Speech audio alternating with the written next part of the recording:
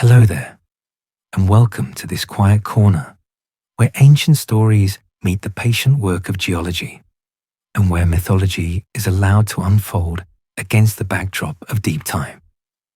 Tonight, we are traveling not to legend, but to the earth beneath the legend. We are stepping back to a world that existed when the first cities rose from river valleys, when writing was being born, and when human beings first looked at the sky and wondered who might dwell beyond it. This is a journey into a time that carries many names in human memory. Some call it the age of gods descending. Others call it the dawn of civilization. But beneath all those names lies something quieter and more fundamental. A real planet turning through real time, with real rivers carving real valleys and real mountains casting real shadows across lands where people lived, worked, and tried to make sense of forces they could not yet explain.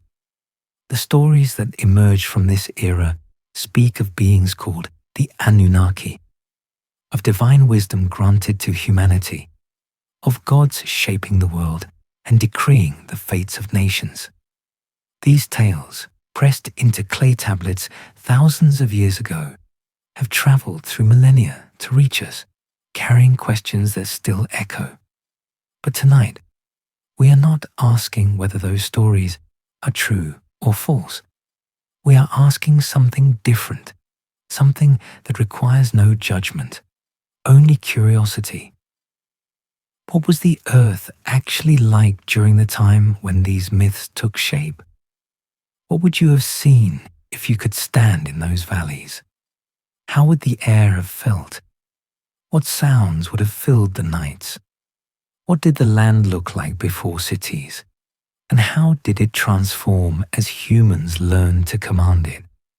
To understand what Earth was like in this era, you first have to let go of both the modern map and the ancient map of belief. There was a world, real and solid, where rivers flowed and mountains rose, where the air carried different winds and the land held different shapes. The climate was not what it is now. The coastlines were drawn differently. Forests grew in places that are now empty. Animals walked those plains that would seem alien to modern eyes. And above it all stretched a sky so filled with stars that the darkness itself seemed alive with light. This world shaped the people who lived in it, and those people, in turn, tried to understand it. They watched the floods come and go. They felt the scorching heat of summer and the cold of winter.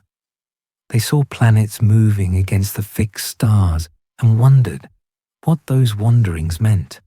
They experienced earthquakes that shattered cities and droughts that emptied rivers. And in their attempts to explain these forces, to give them names and stories, they created myths that would outlast their civilization by thousands of years.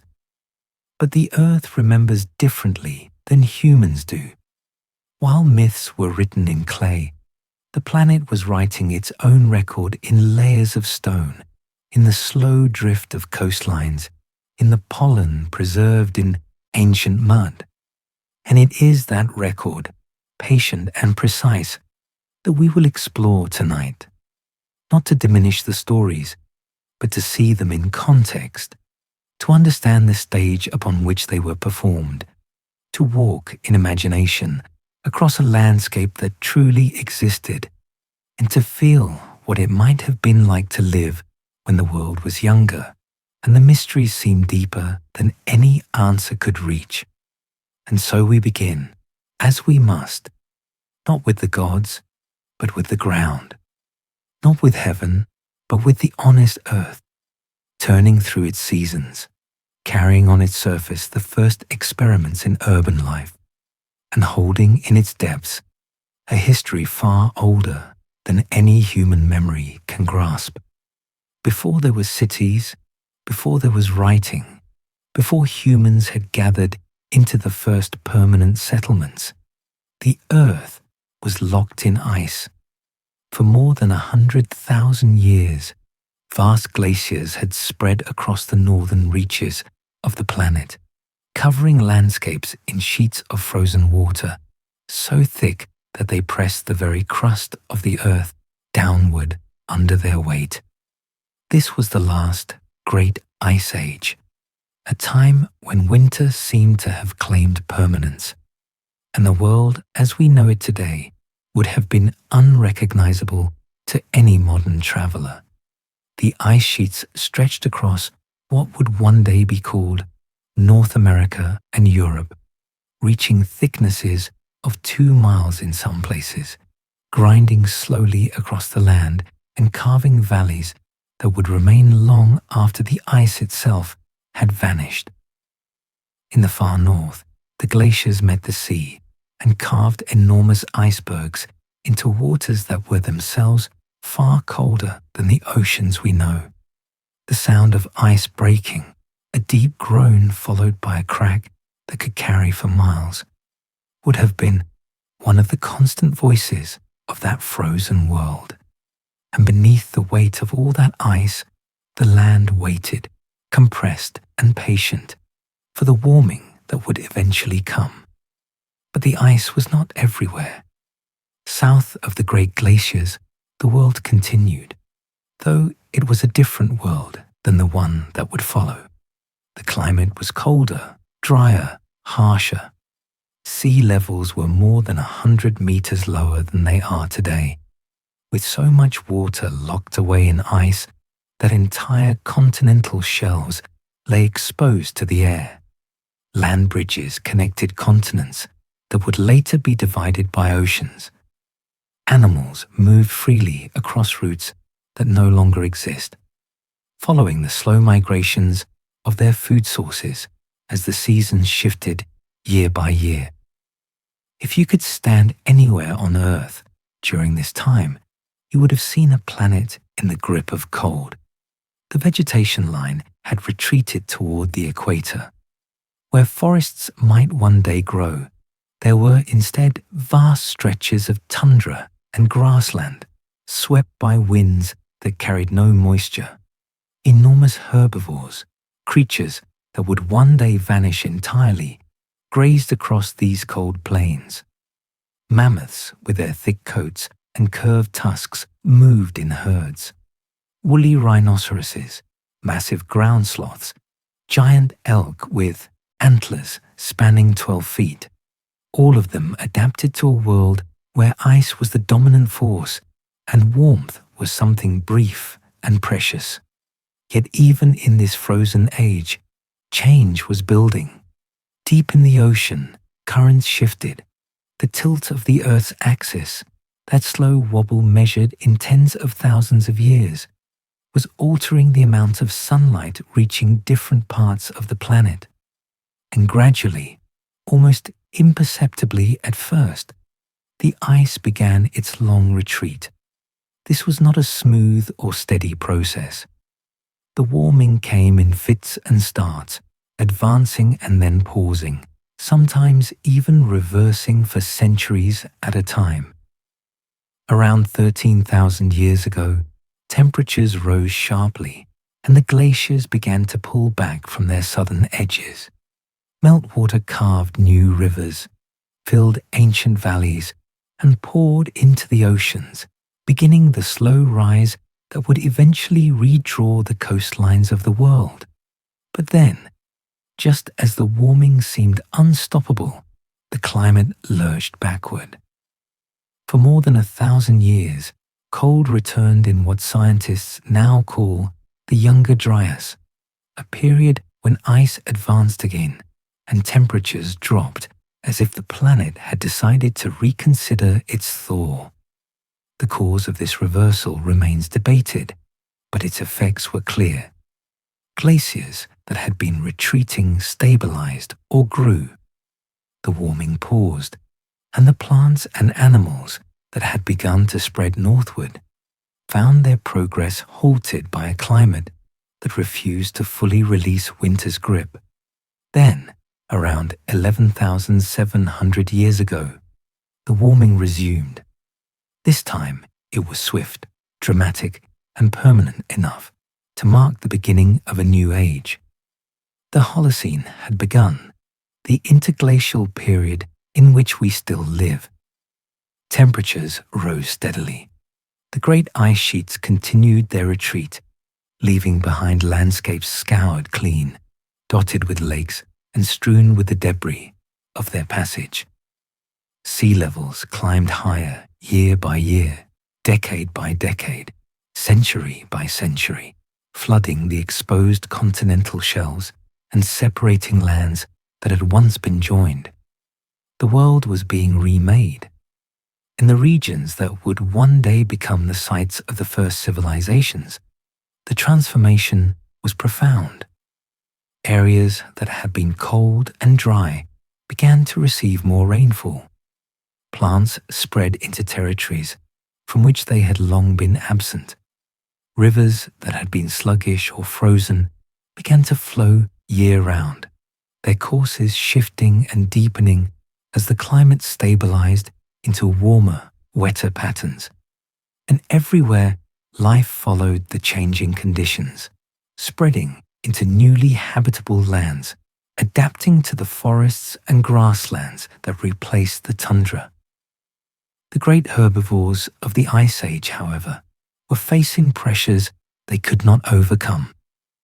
As their habitat shrank and human hunters grew more numerous, species that had survived for hundreds of thousands of years began to disappear. The mammoths that had roamed across continents dwindled to isolated populations.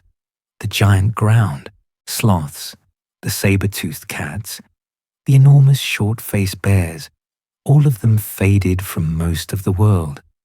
A few populations lingered in remote places, tiny mammoths surviving on isolated islands for thousands of years after their mainland relatives had vanished.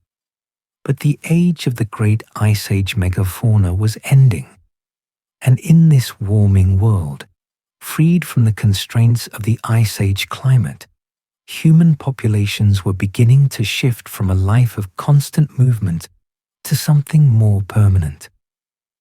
The retreating glaciers had left behind a world rich with opportunity, a world where the growing seasons lengthened and the rains came more reliably. It was in this newly stable climate that the possibility of agriculture would emerge, that permanent settlements would take root, and that the first steps towards civilization would be taken. The ice had shaped the planet for tens of thousands of years, but its retreat opened spaces that humans would soon fill with their own transformations. This warming world, slowly awakening from its frozen sleep, was the stage upon which the human story would accelerate. And in one particular region, where great rivers cut through arid lands, the transformation would be especially dramatic. Between two rivers, in a land that would one day be called the cradle of civilization, the earth was writing its own story in water and silt. The Tigris and the Euphrates, names that would echo through history, were taking the forms we would recognize today, carving their paths through a landscape still adjusting to the end of the Ice Age. These rivers had flowed for far longer than humans had walked upright, but in this warming world, their character was changing, their courses settling into patterns that would shape not just the land, but the future of human society itself. The sources of both rivers lay far to the north, in the highlands of what we now call the Taurus and Zagros mountains. There, winter snows accumulated in the peaks, and spring melts sent water cascading down through narrow gorges, gathering strength as countless streams joined together. The Tigris, the more eastern of the two, descended from the Zagros, its current swift and sometimes violent, cutting deep into the landscape. The Euphrates rising farther west in the Taurus Range, followed a longer, more meandering path, its waters slower but no less vital. Both rivers flowed southward, eventually converging in the flatlands near what would become the Persian Gulf. Though, in this early period, that meeting point was still being ridden by the rising seas. During the Ice Age, when so much water had been locked in glaciers, the Persian Gulf had not existed as we know it. The seafloor had been dry land, a continuation of the Mesopotamian plain that stretched all the way to what is now the Strait of Hormuz. Rivers that are now submerged beneath the Gulf once flowed across this exposed landscape, creating valleys and channels that still exist beneath the waves. But as the ice melted and sea levels rose, the waters crept northward, slowly at first, then more rapidly, flooding the lowest lands and pushing the coastline inland. Over thousands of years, the Gulf filled, its waters advancing until they reached a point not far from where the two great rivers met. This transformation turned what had once been a river valley hundreds of kilometers long into a shallow sea, reshaping the entire southern end of the Mesopotamian plain. The plain itself was a work in progress, constantly being rebuilt by the rivers that crossed it. Each year, when the snows melted in the northern mountains, the Tigris and Euphrates swelled beyond their banks. These floods were not gentle. They carried enormous volumes of water and sediment, tearing at the riverbanks in some places and depositing rich soil in others. The silt that the rivers brought down from the highlands was fine and fertile, ground from the rocks of the mountains over countless centuries.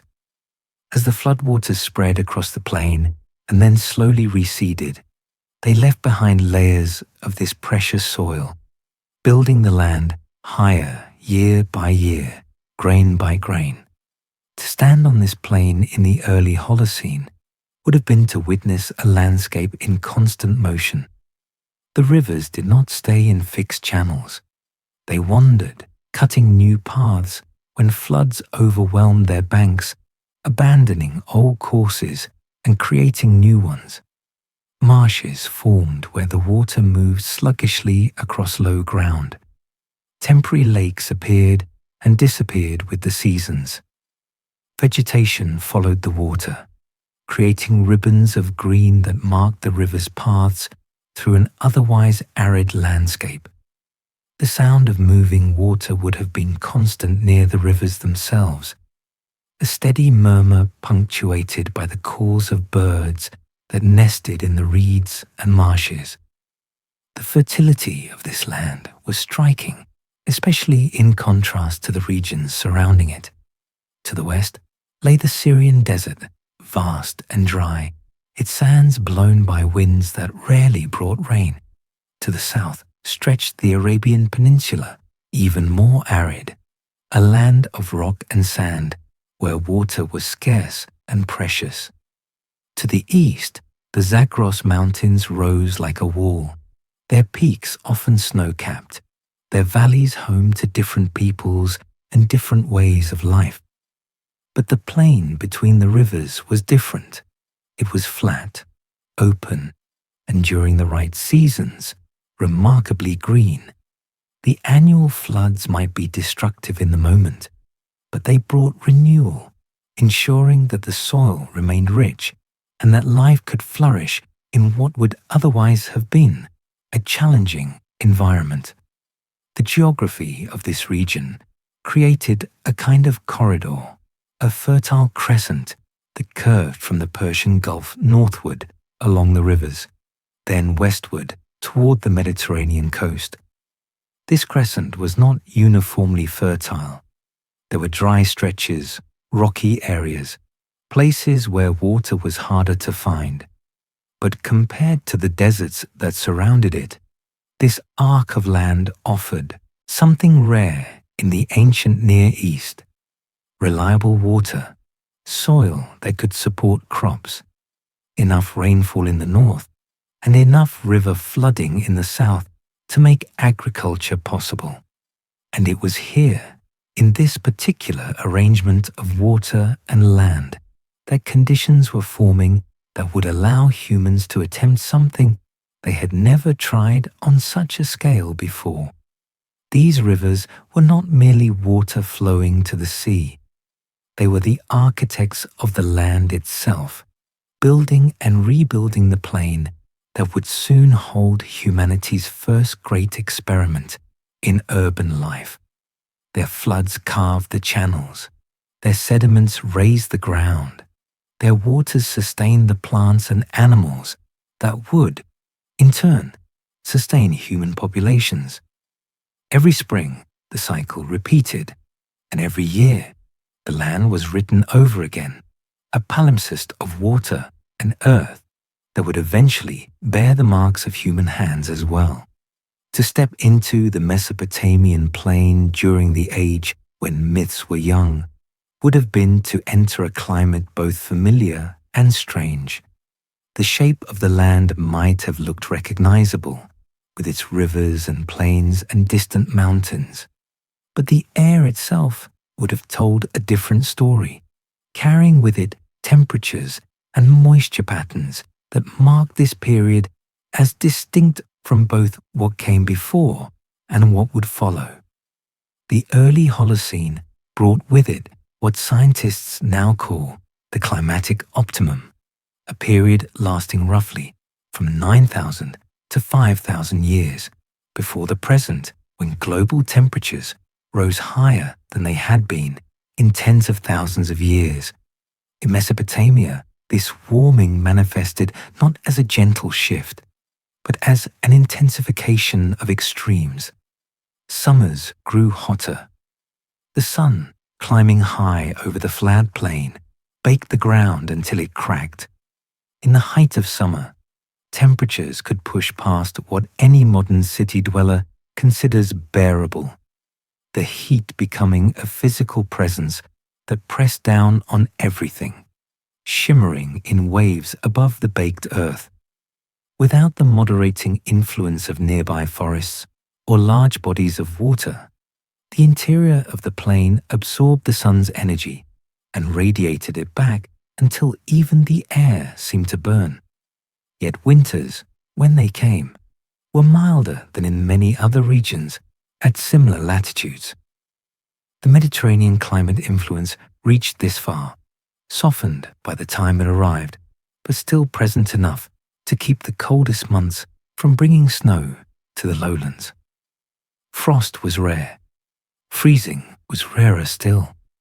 Instead, winter brought cooler temperatures, relief from the summer heat, and in the northern part of the plain, a season of rains that would shape the agricultural cycles for millennia to come. Rainfall itself followed patterns that seem strange to anyone familiar with the region today. During the Holocene optimum, the monsoon systems that bring moisture to tropical regions extended farther north than they do now. This meant that parts of Mesopotamia, particularly the areas near the foothills of the Zagros Mountains, received more reliable rainfall than the modern landscape suggests possible. The increased moisture supported vegetation that would later disappear as the climate dried. Grasslands spread across areas that are now desert. Small streams flowed year-round, where today there are only dry wadis, channels that fill only after rare storms. But this increased rainfall was seasonal and unpredictable. The monsoons did not arrive on a fixed schedule. Some years they came early and strong, flooding the land with water that the dry soil could barely absorb. Other years they arrived late or not at all, leaving crops to wither and rivers to run lower than expected. This variability created a climate of uncertainty where abundance and scarcity could alternate with little warning. Farmers, Once agriculture took hold, would learn to watch the sky with the intensity of those whose survival depended on reading the weather's moods. Between the rains and the heat came the winds. The flat openness of the Mesopotamian plain offered little resistance to air currents, and during certain seasons, particularly spring and summer, dust storms swept across the landscape with impressive force. These storms began in the deserts to the west and south, where loose sand and fine soil lay exposed to the wind. When conditions aligned, when the air heated and rose rapidly, creating pressure differences across the region, the wind would pick up this loose material and carry it for hundreds of kilometers. The sky would darken. The air would fill with particles so fine they penetrated everything, coating surfaces, filling lungs, reducing visibility to mere meters. These storms could last for hours or even days, and when they finally passed, everything would be covered in a layer of dust that had traveled from lands far away. The seasonal flooding of the Tigris and Euphrates added another layer to this climate of extremes. When the snows melted in the northern mountains, usually in late spring, the rivers swelled dramatically. Water that had been locked in ice for months suddenly became liquid and mobile, rushing down from the highlands and overwhelming the capacity of the river channels. The floods that resulted were powerful and unpredictable. In some years, they were manageable, spreading slowly across the floodplains and bringing beneficial silt. In other years, they were catastrophic, destroying everything in their path, washing away settlements, drowning fields, and redrawing the landscape. Learning to live with these floods, to predict them when possible and survive them when prediction failed, became one of the defining challenges of life in this region. In this land of extremes, where the heat could be punishing and the floods unpredictable, something remarkable was about to happen. Life was preparing to settle, to stay, and to build.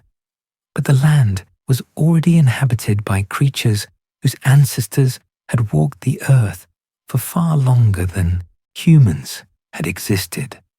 The valleys and plains of ancient Mesopotamia were far from empty. They were crossed by creatures that would one day become legend, and others that would vanish entirely. Long before humans built their first permanent settlements, these animals had established their own patterns, moving with the seasons, following the water, hunting and being hunted in cycles that stretch back through time periods that made human history seem like a single breath. Lions walked this land, not the African lions familiar to modern imagination, but Asiatic lions, a distinct population that ranged across the entire Near East, from the Mediterranean coast to the edges of the Indian subcontinent. These were smaller than their African cousins, their manes less elaborate, but they were formidable predators nonetheless. They lived in the grasslands and scrublands, following the herds of wild ungulates that grazed across the plain. Their roars, deep and carrying, would have been part of the soundscape of ancient Mesopotamia, a reminder that humans were not the only hunters in this landscape. Prides of lions controlled territories that spanned vast distances, and their presence shaped the behavior of every other creature that shared their range. In the northern regions, where the foothills of the Taurus and Zagros mountains rose toward the highlands, elephants moved through the forests. These were Syrian elephants, smaller than the African species, but still massive, their bulk commanding respect and distance from any predator. They fed on the vegetation that grew in the river valleys and mountain slopes, their herds leaving wide paths through the forests as they moved from one feeding ground to another. The sound of their passage, the crack of breaking branches, and the low, rumbling calls they used to communicate across distances would have announced their presence long before they came into view. These elephants would persist in the region for thousands of years, appearing in ancient texts and on carved reliefs, but eventually hunting and habitat loss would drive them to extinction, the last of them disappearing around the 1st century before the Common Era. The grasslands and river valleys held other large herbivores as well. Aurochs, the wild ancestors of domestic cattle, grazed in herds that could number in the hundreds. These were enormous animals, standing nearly 2 meters at the shoulder, with long curved horns that could span more than a meter from tip to tip. Bulls were aggressive and dangerous when threatened, and even lion prides would think carefully before attacking a healthy adult. The aurochs moved seasonally, following the new grass that sprouted after the rains, and their migrations created networks of trails that other animals would use for generations. They were creatures of the open country, preferring the flat plains where they could see threats approaching from a distance. Wild horses ran across these same plains, sleek and swift, their herds moving with a coordination that spoke of thousands of generations adapting to life under the constant threat of predators. Alongside them were onagers, wild asses that were adapted to the drier regions, capable of going longer without water than the horses, their coloring ranging from pale grey to reddish brown. Both species would eventually be domesticated, but in this early period, they were entirely wild, their freedom written in every line of their bodies as they galloped across landscapes that seemed to stretch endlessly. In the mountains and rocky regions, leopards moved with the silence of shadows. These cats were smaller than lions, but in many ways more adaptable, capable of surviving in terrain where other large predators could not follow. They climbed trees, storing their kills in branches to keep them safe from scavengers. They hunted alone, patient and methodical, waiting hours for the right moment to strike. Their spotted coats provided camouflage in the dappled light of forests and rocky outcrops, and their ability to survive on smaller prey meant they could persist in areas where food was less abundant. Wild boar rooted through the undergrowth of river valleys and marshlands, their tusks and aggressive temperament making them dangerous to approach. Gazelles bounded across the grasslands, their speed and agility their primary defense against the predators that pursued them. Oryx, with their long straight horns and pale coats adapted to reflect the fierce sunlight, inhabited the drier regions where few other large animals could survive. Each species occupied its niche, shaped by millions of years of evolution to fit precisely into the ecological puzzle of this landscape. But this was also a time of endings. The great megafauna of the Pleistocene, creatures that had dominated the planet for hundreds of thousands of years, were in their final chapters. Mammoths, which had once ranged across vast swaths of the northern hemisphere, were disappearing from most of their former range. A few isolated populations clung to survival on remote islands, including a group of dwarf mammoths on Wrangel Island in the Arctic Ocean that would not go extinct until around 2,000 years before the Common Era, living on even as the pyramids rose in Egypt and cities flourished in Mesopotamia. But on the mainland, they were gone, unable to adapt quickly enough to the changing climate and the increasing pressure from human hunters. The extinction of these Ice Age giants left gaps in the ecosystems they had once dominated. Forests grew differently without mammoths to knock down trees and clear pathways. Grasslands changed character without the grazing pressure of massive herbivores. The predators that had specialized in hunting the megafauna either adapted to smaller prey or vanished themselves. The world was being reshuffled, and the animals that remained were the ones flexible enough to survive in this new arrangement. This warmer, wetter, more changeable climate that the Holocene had brought. These animals shaped the landscape as much as the rivers did, and they shaped the imagination of the people who watched them.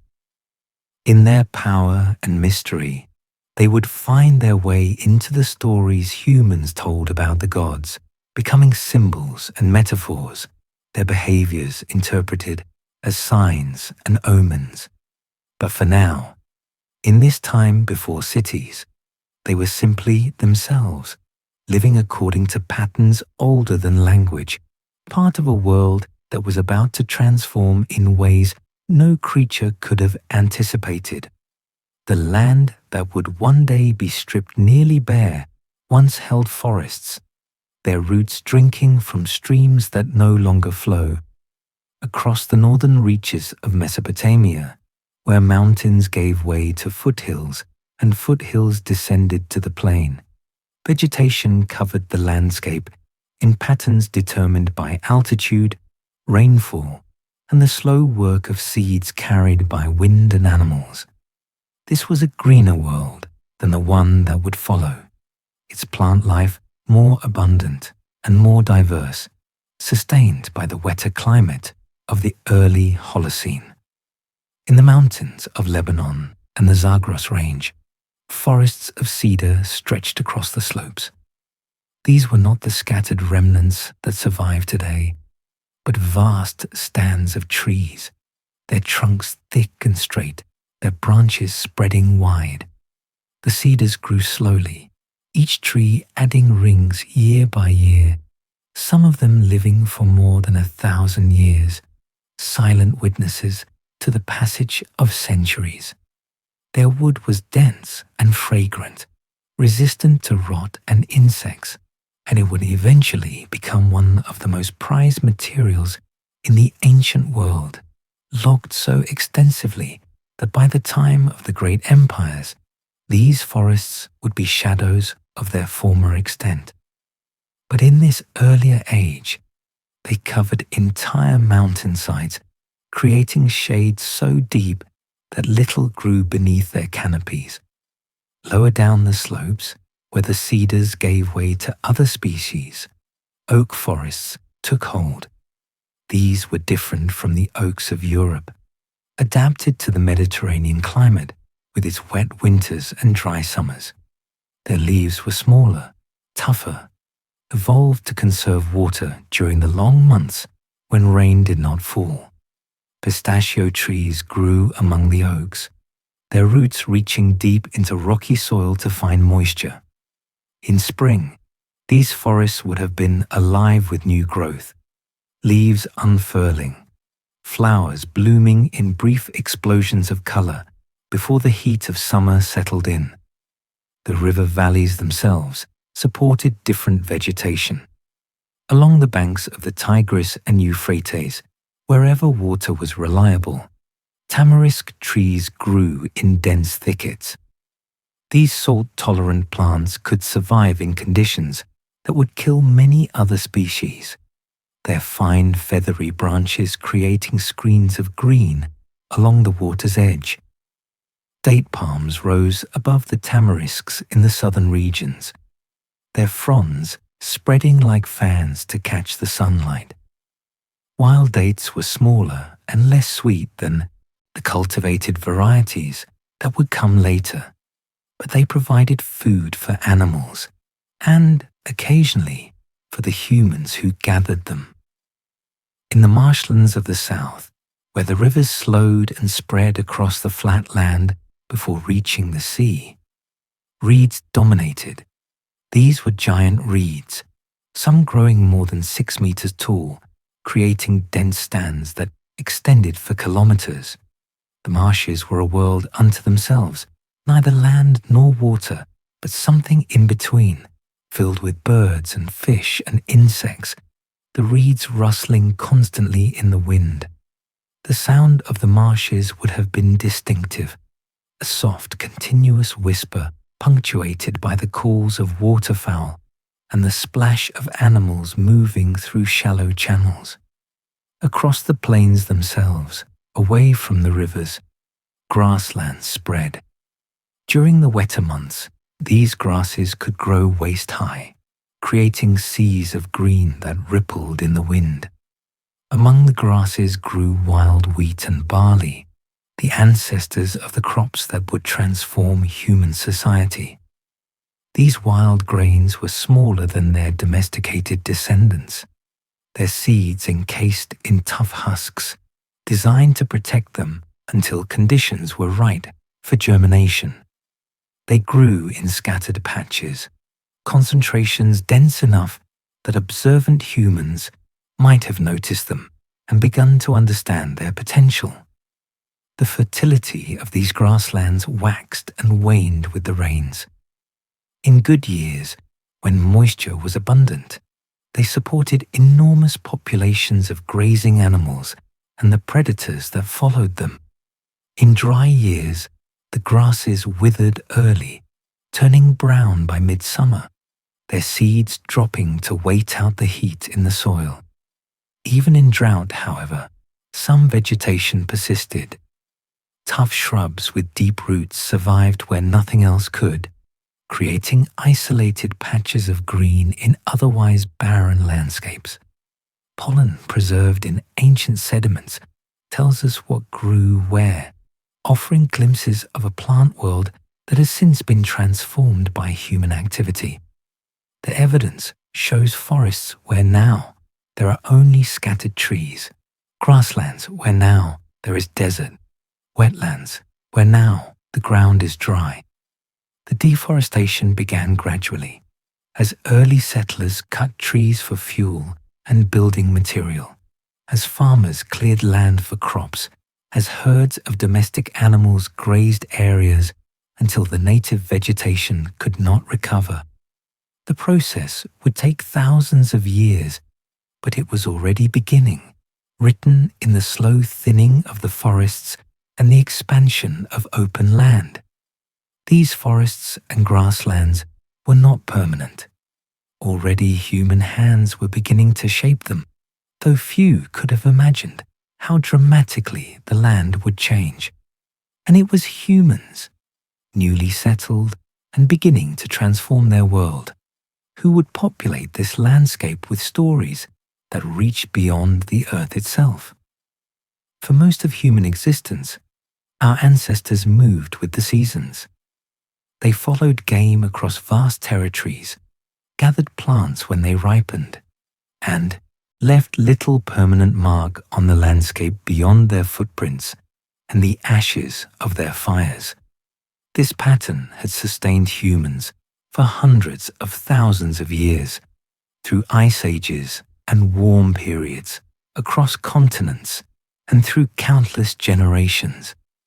But in the valleys between the rivers, something unprecedented was beginning. People were stopping, they were staying, and in that decision to remain in one place, they were setting in motion changes that would transform not just their own lives, but the entire planet. The shift happened gradually, not as a single moment of invention, but as a slow accumulation of choices made over millennia. In the hills of the northern Fertile Crescent, where wild wheat and barley grew naturally, small groups of humans had long returned seasonally to harvest the grains. They knew where the best stands grew. They knew when the seeds would ripen. But sometime around 12,000 years ago, some of these groups stopped leaving. They built more permanent shelters. They stored food for the lean seasons. They began to observe the plants more carefully, noticing which seeds produced the best yields, which characteristics were most desirable.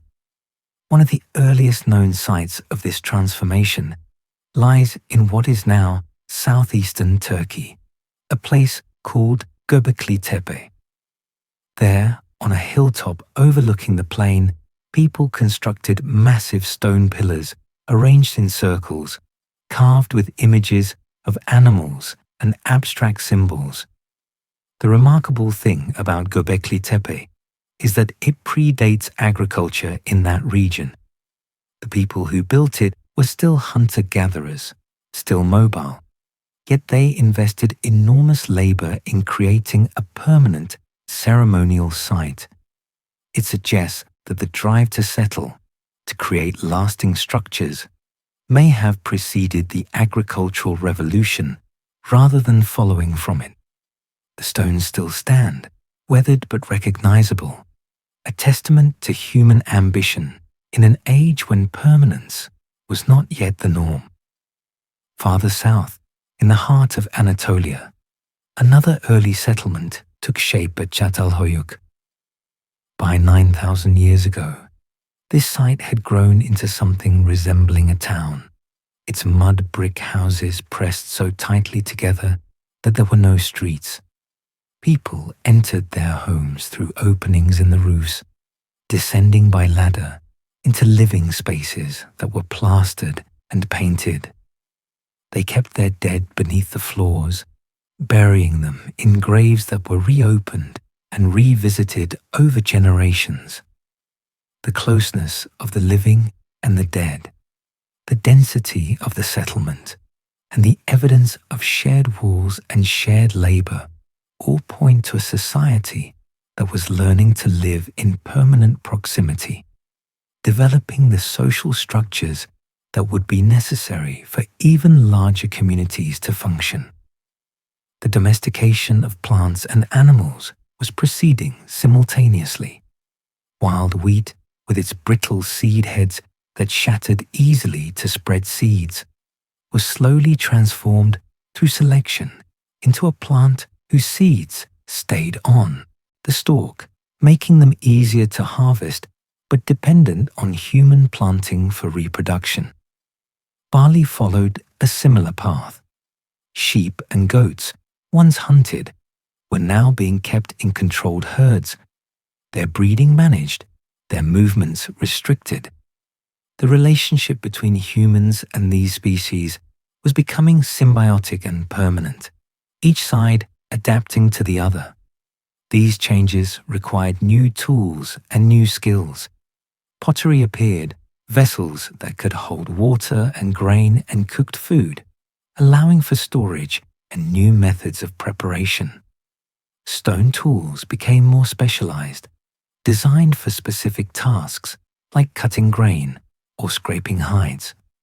The pace of technological innovation accelerated as settled life created both the need for new solutions and the stability to develop them. Knowledge accumulated in ways it could not when groups were constantly mobile, each generation building on what the previous one had learned. In southern Mesopotamia, where the rivers met the marshes, settlements were taking root in the rich alluvial soil. One of the earliest was Eridu, a site that later Mesopotamian tradition would remember as the first city ever created, the place where kingship descended from heaven. Archaeological evidence shows that Eridu began as a small village around 7,000 years ago, its earliest structures simple reed huts. Over centuries, it grew. Stone foundations replaced reed. Small shrines became larger temples. The population increased as agriculture provided reliable food surpluses that could support people who were not directly involved in food production. By 5,000 years ago, true cities were emerging. Uruk, which would give its name to an entire archaeological period, covered an area of more than 6 square kilometers at its height. Its population may have reached 50,000 people, a concentration of humanity unprecedented in history. The city had monumental architecture, including ziggurats that could be seen from kilometers away. It had specialized craftspeople, administrators, priests, and laborers organized in complex hierarchies. It had writing, the earliest examples scratched into clay to keep track of goods and transactions. Uruk was not just large, it was different in kind from anything that had come before. The transformation from scattered villages to these urban centers took thousands of years, but the trajectory was clear. Agriculture provided the surplus that freed people from constant food gathering. Surplus enabled specialization, and specialization led to innovation. Population grew as reliable food supplies supported more people. Social structures became more complex, as larger groups required more sophisticated organization. And with each generation, the connection to the mobile hunter-gatherer past grew more distant. In these growing settlements, humans were not merely surviving.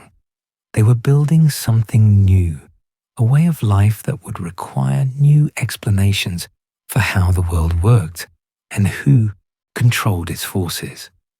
As cities rose and grew, so too did the need to understand the powers that governed the seasons, the floods, and the fertility of the earth. Before words could be written, stories lived only in memory, passed from one generation to the next, like seeds carried on the wind.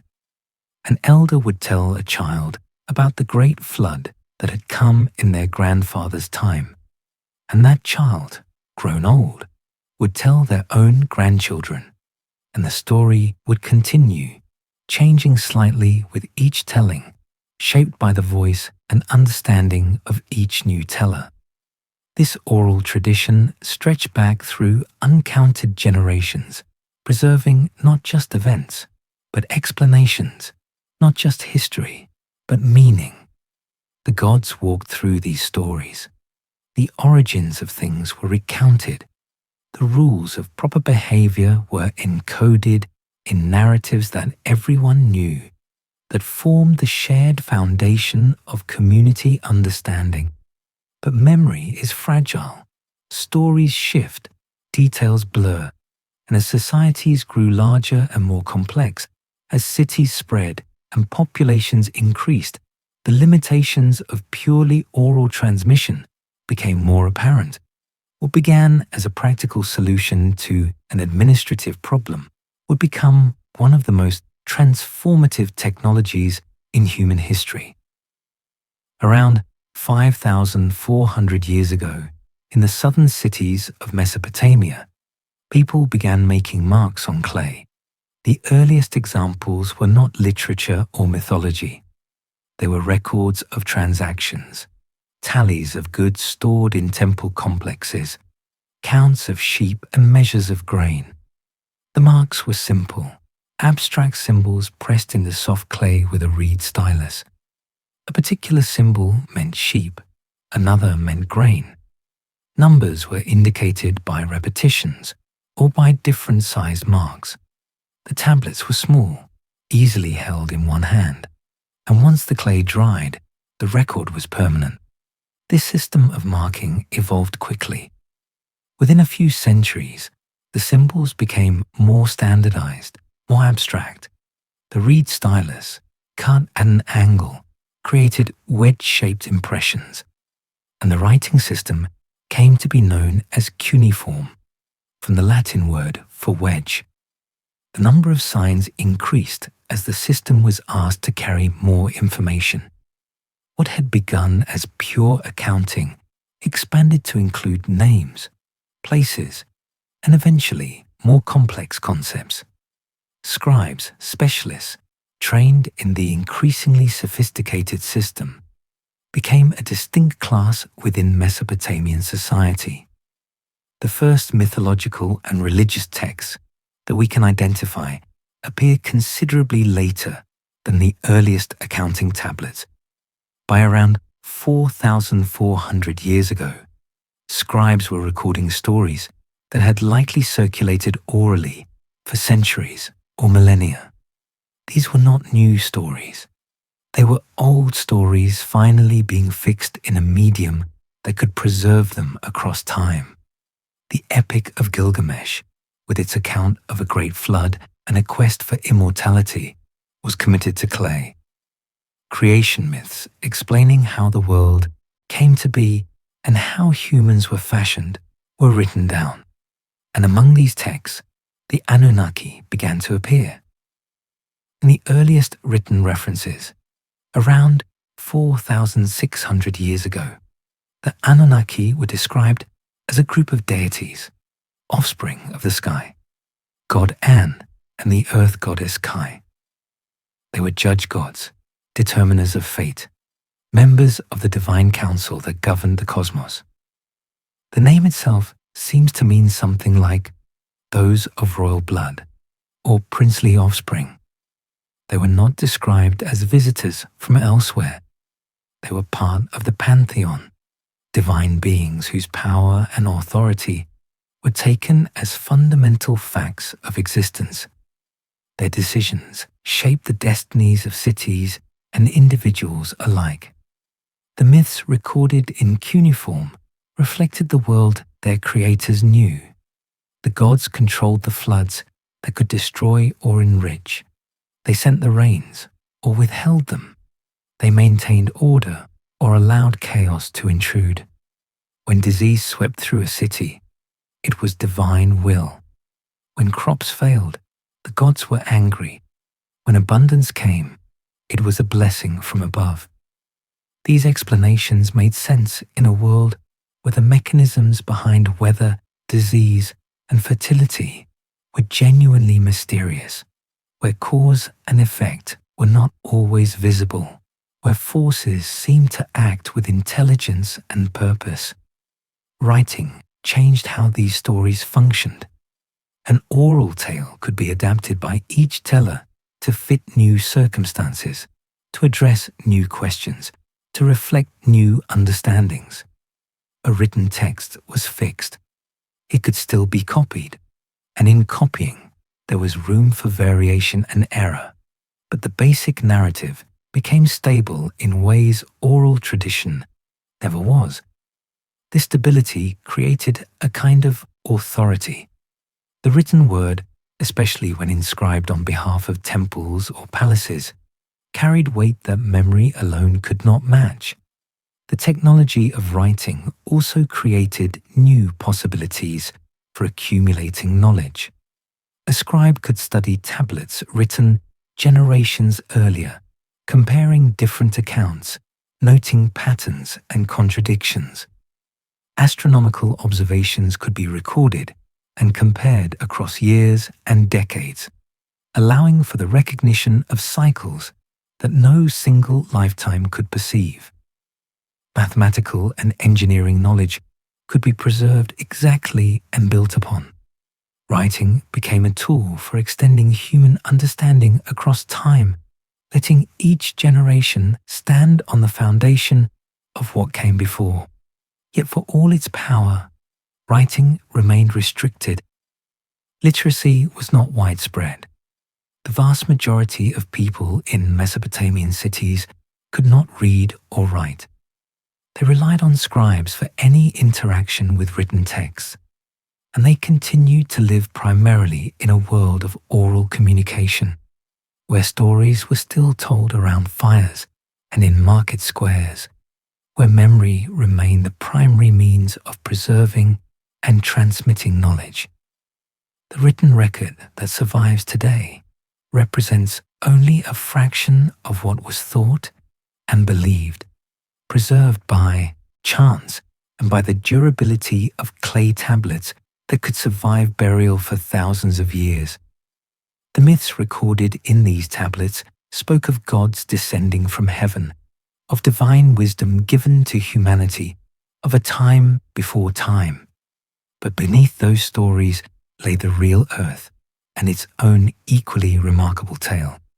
The world these myths described was one of order imposed on chaos, of heaven and earth divided, and the real Earth during this time was indeed a world of stark divisions. Mesopotamia was not an island of green in an empty world. It was a valley pressed between vast forces, shaped by the mountains that rose to its north and the deserts that stretched to its south and west. These surrounding lands were not mere backdrop. They determined wind patterns, held the sources of the rivers, contained the resources that cities would need, and formed barriers that were significant but never absolute. Understanding the plain between the rivers requires understanding what lay beyond it, the contrasts that made the valley distinct, and the connections that tied it to a much larger geography. To the northeast rose the Zagros Mountains, a massive range extending for more than 1,500 kilometers, forming a natural boundary between the Mesopotamian lowlands and the highland plateau of what would become Persia. These mountains were young in geological terms, pushed upward by the collision of the Arabian and Eurasian tectonic plates, their formation ongoing even as humans built their first cities. The highest peaks reached well over 4,000 meters, their summits holding snow through much of the year.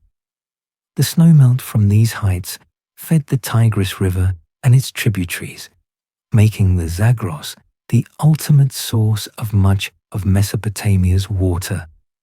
The mountains themselves were harsh terrain, cut by deep valleys and steep slopes that made travel difficult. Yet people lived there, herders and farmers who had adapted to the altitude and the abbreviated growing seasons. The cultures of the highlands were distinct from those of the lowlands, shaped by different challenges and different opportunities. The mountains held forests where the plains did not, game animals in greater variety, and mineral resources including copper and tin, the metals that would give the Bronze Age its name. Passes through the Zagros were routes for trade and for conflict, pathways that connected the civilizations of the lowlands with the peoples of the Iranian plateau. Farther west, forming the northern edge of the Fertile Crescent, the Taurus Mountains rose across Anatolia. These peaks were older than the Zagros, more eroded, but still formidable barriers to movement. The Euphrates River began in these mountains, its waters gathering from snowfields and springs before beginning the long journey south. Like the Zagros, the Taurus held resources that lowland cities needed, timber and metals in particular. The mountains also created distinct climate zones, capturing moisture from Mediterranean winds on their western slopes while casting rain shadows to the east, creating drier conditions that transitioned gradually into the Syrian steppe. To the west and southwest of the Mesopotamian plain stretched the Syrian desert, a vast expanse of rock and sand and sparse vegetation. This was not the endless dune fields of popular imagination. Much of it was Hamada, rocky desert where stone fragments covered the ground and occasional wadis cut channels that filled with water only after rare rains. The Syrian desert was passable, especially for those who knew the routes and the locations of oases, those precious places where springs brought water to the surface and date palms grew in clusters that could be seen from kilometers away. Caravans crossed this desert for thousands of years, carrying goods between Mesopotamia and the cities of the Levantine coast, following paths marked by experience and necessity. South and southeast lay an even harsher landscape, the Arabian Peninsula, where rainfall diminished to almost nothing across vast interior regions. The desert here was more varied than it appeared from a distance. Coastal areas received some moisture from the sea. Mountainous regions in the west and south captured enough rain to support terraced agriculture. But the interior was dominated by the Rub al-Khali, the empty quarter, where summer temperatures could exceed 50 degrees Celsius, and human presence was limited to the hardiest nomads who moved between scattered wells and seasonal grazing areas. These deserts were not impermeable walls. They could be crossed, and they were. But the crossing required knowledge, preparation, and often guides who had learned the routes from their elders. The deserts shaped trade patterns, determining which routes were viable and which were too risky. They created cultural boundaries that were permeable but real, slowing the movement of ideas and people enough that the societies on either side could maintain distinct identities. The geography of the region created natural divisions that influenced everything from climate to politics. The mountains caught rain and snow, feeding the rivers that made the lowlands fertile. The deserts limited where people could live and how they could move. Between these extremes, the river valleys became corridors of relatively easy movement, allowing for the concentration of population and the exchange of goods and ideas along their lengths. Cities rose where geography favored them, where rivers could be accessed, where trade routes converged, where defensible positions existed. Mineral resources followed the geology. Copper deposits concentrated in the mountains, requiring trade networks to bring the metal to the cities of the plain. Tin, necessary for making bronze, came from even farther away, from Afghanistan and Central Asia, traveling along routes that stretched across thousands of kilometers. Stone for building had to be quarried in the mountains and transported at great effort to the alluvial plain, where mud brick was the primary construction material, but where stone was needed for foundations and prestige architecture. These mountains and deserts were not merely backdrop. They were active forces, shaping the winds, holding the metals, and forming the boundaries that would make the valley between the rivers distinct and precious. And within those boundaries, in the heart of the valley, water was performing its own ancient work. Where the two rivers slowed and spread as they approached the sea, a different world emerged, one of endless reeds and shallow water, a place that seemed neither land nor sea. The marshlands of southern Mesopotamia were vast, extending across thousands of square kilometers, their boundaries shifting with the seasons and the centuries, but their essential character persisting for millennia. These wetlands were among the richest ecosystems in the ancient Near East, supporting a density and diversity of life that stood in stark contrast to the arid lands surrounding them. The marshes formed where the gradient of the land flattened completely, where the rivers lost the last of their velocity and began to meander in braided channels, seeking the lowest paths to the sea. Here the water spread outward, pooling in shallow basins, creating environments where aquatic and terrestrial systems mixed. The depth of the water varied from a few centimeters to several meters, with islands of slightly higher ground rising like archipelagos through the wetland expanse. Between these islands, channels wound in complex patterns, navigable by boat, but nearly impossible to traverse on foot. Giant reeds dominated the vegetation, some species growing more than 6 meters tall. their thick stalks rising straight from the water before spreading into feathery tops that swayed with every breath of wind. These reeds grew so densely in some areas that they formed walls, screens of green that blocked sight and sound, creating a labyrinth that only those who knew the waterways could navigate safely.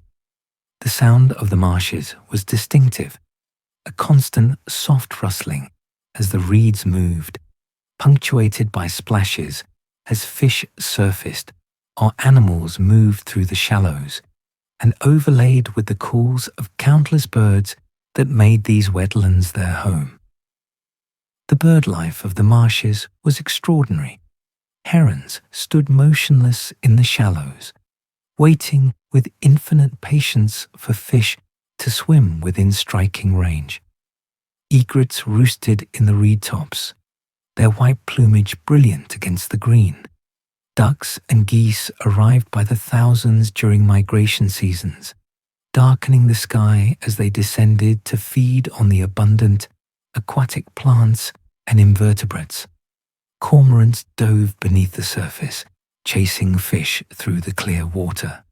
The marshes were a crossroads for avian migration, a critical stopover between Africa and Central Asia, and the seasonal arrivals and departures marked time as reliably as any calendar. Beneath the water's surface, fish of many species thrived. Carp navigated the channels, their whisker-like barbels searching for food in the muddy bottom. Catfish grew to impressive sizes in the deeper pools. Smaller species flashed in schools through the reeds, their movements attracting the attention of predators, both aquatic and aerial.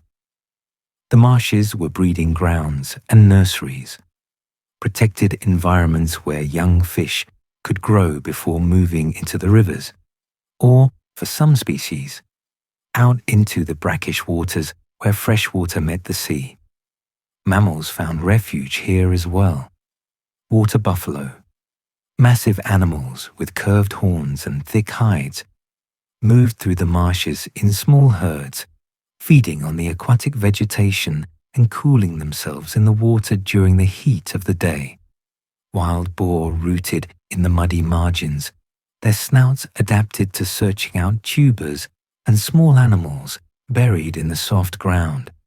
Otters, sleek and quick, hunted fish in the channels, their playful movements belying their efficiency as predators. For humans, the marshes were both barrier and resource. They were difficult to cross and easy to get lost in, but they provided materials for nearly every aspect of life. The reeds could be harvested and bundled to make boats, structures that were lightweight yet durable enough to carry people and goods through the waterways. Reed bundles could be bent and woven into arches and walls, creating houses that were cool in summer and easily repaired when damaged. The marsh Arabs, the Madan, lived in these reed houses for thousands of years. Their culture adapted so completely to the wetland environment that it seemed inseparable from it. The marshes also provided food in abundance. Fish could be caught year-round. Birds could be hunted during migration seasons. Reeds themselves had edible parts, and other aquatic plants offered roots and stems that could be harvested. The water buffalo that were domesticated became central to marsh life, providing milk, meat, and labor. Their presence so integral that they appeared in the earliest art and writing of the region. Geologically, the marshes were active environments, constantly changing as sediment from the rivers accumulated and sea levels shifted. Over millennia, the coastline of the Persian Gulf moved southward as sedimentation filled the shallow northern end of the Gulf.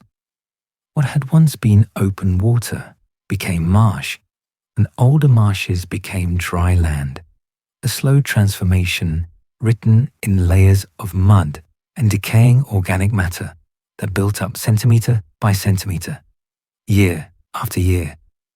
These marshes appeared in the oldest stories as the place of creation, where land emerged from water, order from chaos. The myths held a truth that the people who lived there could see every day. This was indeed a boundary place, where earth and water met and life flourished in abundance. It was a world that seemed to exist outside time, following rhythms set by the rivers and the seasons, by the cycles of birds and fish that had repeated for longer than human memory could reach. The land had fed humans for millennia, but now, for the first time, humans were learning to command the land to feed them. The shift from gathering what grew naturally to cultivating specific crops in specific places was transformative enough, but it was only the beginning. As populations grew and cities expanded, the relationship between people and earth became more intensive, more deliberate, and ultimately more consequential. Agriculture was not simply a method of producing food. It was a process that would reshape the entire landscape of Mesopotamia, changing the soil, the water, the vegetation, and the very character of the plain. The earliest farming in the region relied on rainfall, a practice known as dry farming that worked reasonably well in the northern areas where annual precipitation was sufficient to support crops. Farmers planted wheat and barley in the fall after the first rains softened the ground. The crops grew through the wet winter months, ripened in spring, and were harvested before the dry heat of summer set in. This system was sustainable as long as populations remained modest and fields could be left fallow periodically to recover their fertility. In the southern regions, however, rainfall alone was inadequate. The alluvial plain received little precipitation, far too little to support agriculture without supplemental water. The solution was irrigation, the deliberate channeling of river water to fields that would otherwise remain dry. Small-scale irrigation likely began quite early, simple ditches cut from streams to nearby plots. But as settlements grew into cities and populations increased, the irrigation systems became more elaborate, more extensive, and more essential to survival. Canals were dug to carry water from the rivers to fields kilometers away. These were not small channels. Some of the main canals were wide enough for boats, deep enough to carry substantial flows of water, and long enough to transform entire regions. Branch canals spread out from the main arteries, creating networks that resembled the branching of trees or the veins in a leaf. Smaller field ditches completed the system, allowing farmers to flood individual plots at the optimal times for planting and growth. The construction and maintenance of these irrigation systems required coordinated labor on a scale that villages could not manage alone. Canals had to be dug, and the earth moved by human muscle using tools of wood and stone and later bronze. Banks had to be built to contain the water. Silt accumulated in the channels and had to be cleared regularly or the system would fail. Gates and weirs needed to be constructed to control water flow, ensuring that upstream users did not take so much that downstream fields received nothing. This need for coordination may have been one of the driving forces behind the development of centralized authority, of administrators who could organize labor and resolve disputes over water allocation. The irrigation systems worked. They allowed agriculture to flourish in regions that nature alone would have kept as desert or scrub. Crop yields increased dramatically. Surpluses accumulated, supporting larger populations and freeing people to pursue specializations other than farming. But the systems also brought unintended consequences that would accumulate over centuries. One of the most serious problems was salinization. Mesopotamian soil, formed from river sediments, contained dissolved salts. When irrigation water was applied to fields, some of it would soak into the ground, carrying salts with it. Some would evaporate, leaving the salts behind. Over time, salt concentrations in the soil increased. Crops that were sensitive to salt began to fail. Farmers adapted by switching to more salt-tolerant varieties of barley, but even barley has limits. Fields that had once been productive became marginal, then worthless. The white crusts of salt that appeared on the surface were visible evidence of a slow poisoning of the land. Ancient texts record the problem. Cuneiform tablets from different periods show declining wheat production and increasing reliance on barley, a shift driven by rising salinity. Some areas that had been heavily cultivated in early periods were eventually abandoned as the soil became too saline to support any crops. The process was gradual enough that individual farmers might not have recognized the trend, but across generations, the impact was undeniable. Deforestation added another layer of transformation. Trees were cut for fuel, for construction timber, for creating the space needed for fields and pastures. The forests that had once covered parts of the region receded as human populations expanded. With the forest gone, soil erosion increased. Rain, when it came, ran off more quickly rather than being absorbed by forest floor vegetation. The soil it carried ended up in rivers and irrigation canals, adding to the sedimentation that required constant maintenance. Grazing animals, particularly goats, contributed to land degradation in marginal areas. Goats could eat nearly anything, including young tree shoots that might have regenerated forests. In overgrazed areas, the plant cover thinned, exposing soil to wind and water erosion. The carrying capacity of the land declined, yet the pressure to use it intensified as populations continued to grow.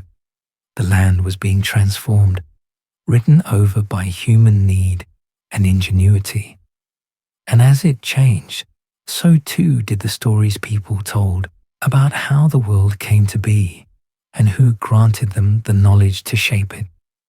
While the land beneath shifted under human hands, the sky above remained much as it had been, vast and filled with lights that seemed eternal. At night, when the work of the day ended and the heat finally broke, the people of Mesopotamia looked upward into a darkness filled with more stars than most modern eyes have ever seen. There was no electric light to wash out the sky, no glow on the horizon from distant cities. The darkness was complete, and against that darkness, the stars appeared in their thousands, so numerous and so clear that the space between them seemed almost as remarkable as the lights themselves. The Milky Way stretched overhead like a river of pale light, its structure visible in detail that is lost to most of humanity today. This was the sky that shaped imagination, that provoked questions, that seemed to hold meaning in its patterns and movements. The observation of this sky was not casual. Mesopotamian astronomers, many of them priests working in temple complexes, watched the heavens with systematic dedication that approached what we would recognize as science. They noted the positions of stars, tracked the movements of planets, recorded eclipses and unusual phenomena. Clay tablets preserve their observations, lists of celestial events written in cuneiform, dating back more than 3,000 years. These were not vague descriptions. They included specific dates, measurements of positions relative to known stars, and detailed notes on planetary locations.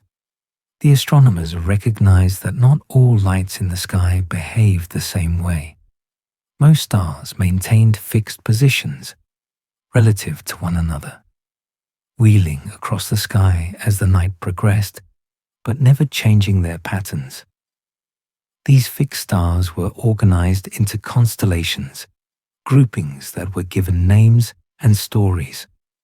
Some of these Mesopotamian constellations survive in modified form in the zodiac we know today, passed through Greek and Roman culture until they became part of the standard astronomical vocabulary. But some lights were different.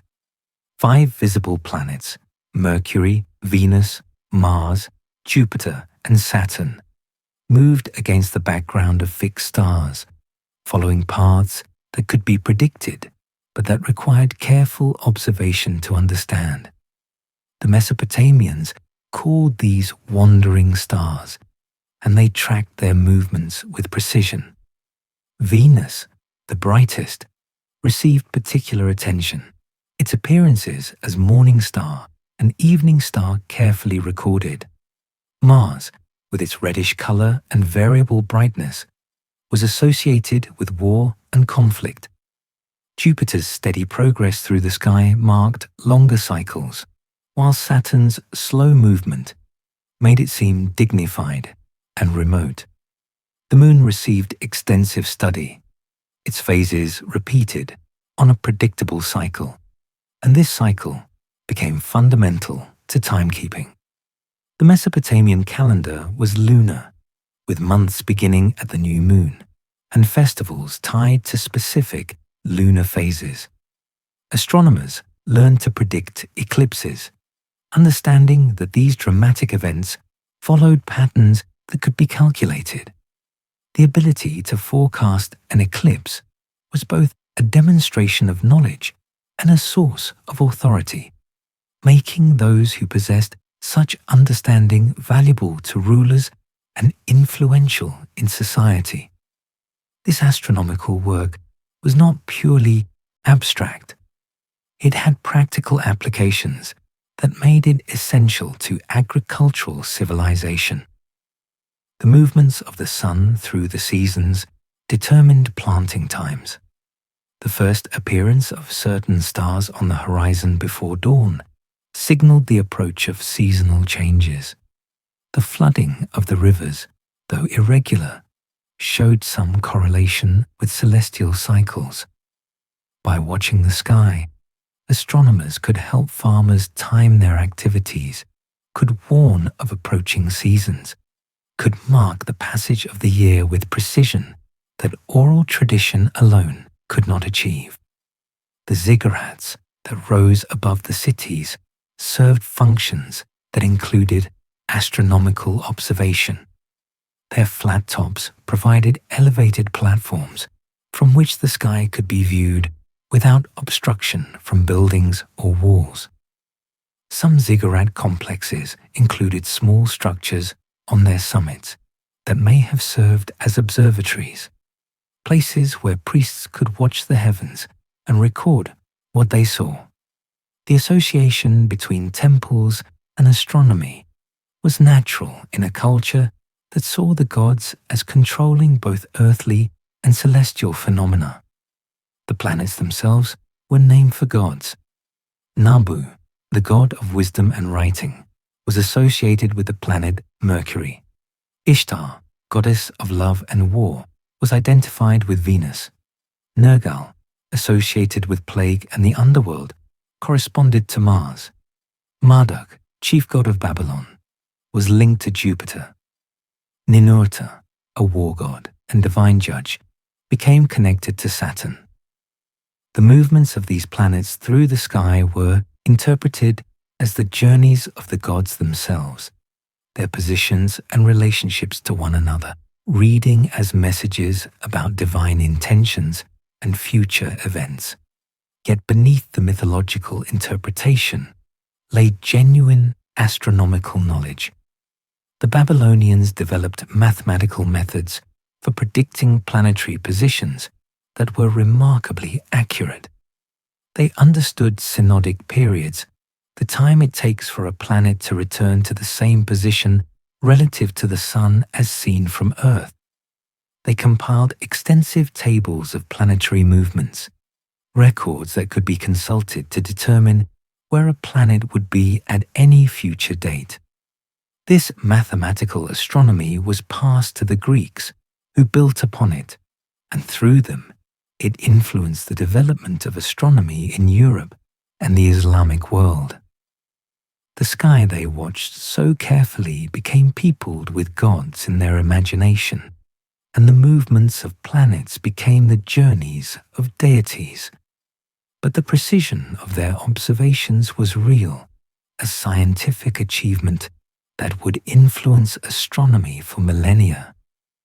Between the Earth they transformed and the sky they mapped, humans built structures that reached toward the heavens themselves. From the flat expanse of the Mesopotamian plain, mountains began to rise, not mountains of stone pushed up by the Earth's restless crust, but mountains built by human hands from millions of mud bricks. These were the ziggurats, step pyramids, that dominated the skylines of Mesopotamian cities. Structures so massive and so deliberate in their construction that they required generations to complete and represented investments of labor that entire societies organized themselves to provide. The basic material was mud brick, formed from the alluvial soil that the rivers had deposited across the plain over millennia. Clay was mixed with water and straw, pressed into wooden molds, and left to dry in the sun. Each brick was modest in size, something a worker could lift and carry, but the ziggurats consumed them by the millions. The great ziggurat of Ur, one of the best preserved examples, measures more than 60 meters on each side at its base and originally rose in 3 massive tiers to a height that may have exceeded 30 meters. Every brick in that structure was placed by human hands, lifted and positioned according to a plan that coordinated the labor of thousands. Construction required not just workers, but organization. Someone had to plan the structure, calculate its dimensions, ensure that the foundation was solid enough to support the weight. Someone had to manage the supply of bricks, the movement of materials to the construction site, the feeding and housing of workers.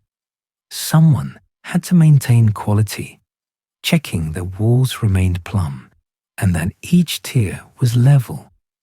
The existence of ziggurats is evidence not just of ambition, but of administrative capacity, of societies that had developed systems for coordinating complex projects over extended time periods. The structures were not built quickly.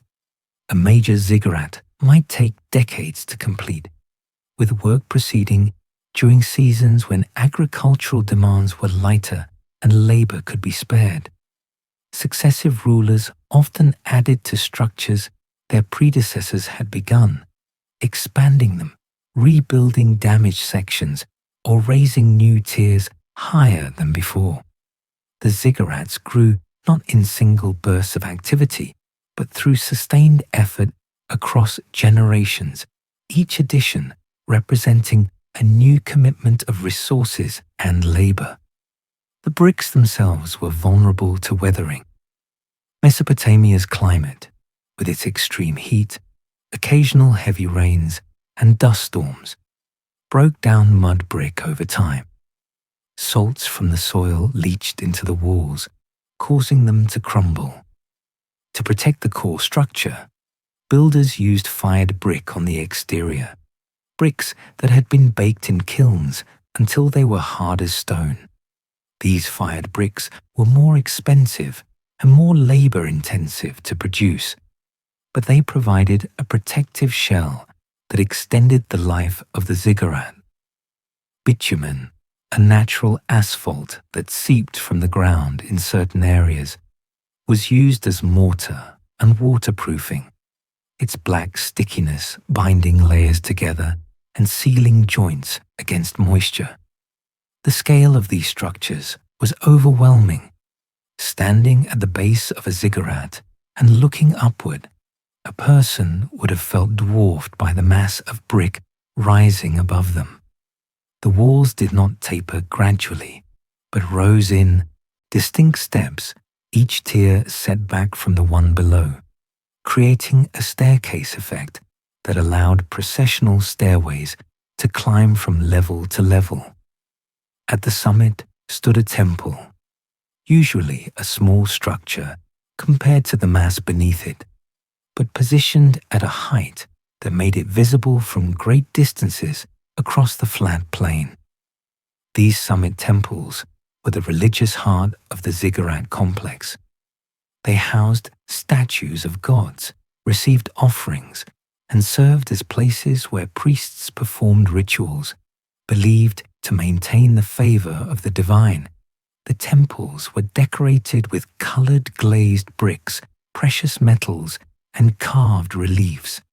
Their walls bore inscriptions recording the names of rulers who had built or restored them, declarations of piety and achievement meant to last through the ages. Around the ziggurats, temple complexes spread across considerable areas of the cities. Courtyards provided space for public ceremonies. Storage buildings held the wealth that flowed to the temples through tithes and offerings. Administrative buildings housed the scribes, who kept track of temple assets and activities. Living quarters accommodated priests and temple servants. These complexes were cities within cities, religious centers that were also economic powerhouses, controlling significant portions of the land and resources of their regions. The labor that built these structures came from multiple sources. Some was corvée labor, requirements that citizens work a certain number of days per year on public projects. Some may have been performed by slaves, prisoners of war, or people sold into bondage. Some was done by specialists, skilled workers who made their living as builders and who passed their knowledge down through family lines. The mix likely varied by period and place, but the coordination required remained constant. Over time, ziggurats deteriorated despite maintenance efforts. Earthquakes damaged them, floods undermined foundations. Conquering armies sometimes destroyed them deliberately as statements of power over defeated peoples. Yet many were rebuilt, sometimes on the ruins of earlier structures, the rubble of failed attempts forming the core of new beginnings. The archaeological mounds of ancient Mesopotamian cities are often the accumulated remains of these cycles of building, collapse, and rebuilding, layers upon layers of human effort preserved in compressed earth and crumbling brick. These artificial mountains were anchors, fixing human presence on the landscape in a way never before attempted. They declared that humanity was here to stay and that the earth itself could be reshaped by will and labor. But while these structures reached toward the sky beneath the earth itself, the planet continued its own ancient work, indifferent to the civilizations rising on its surface.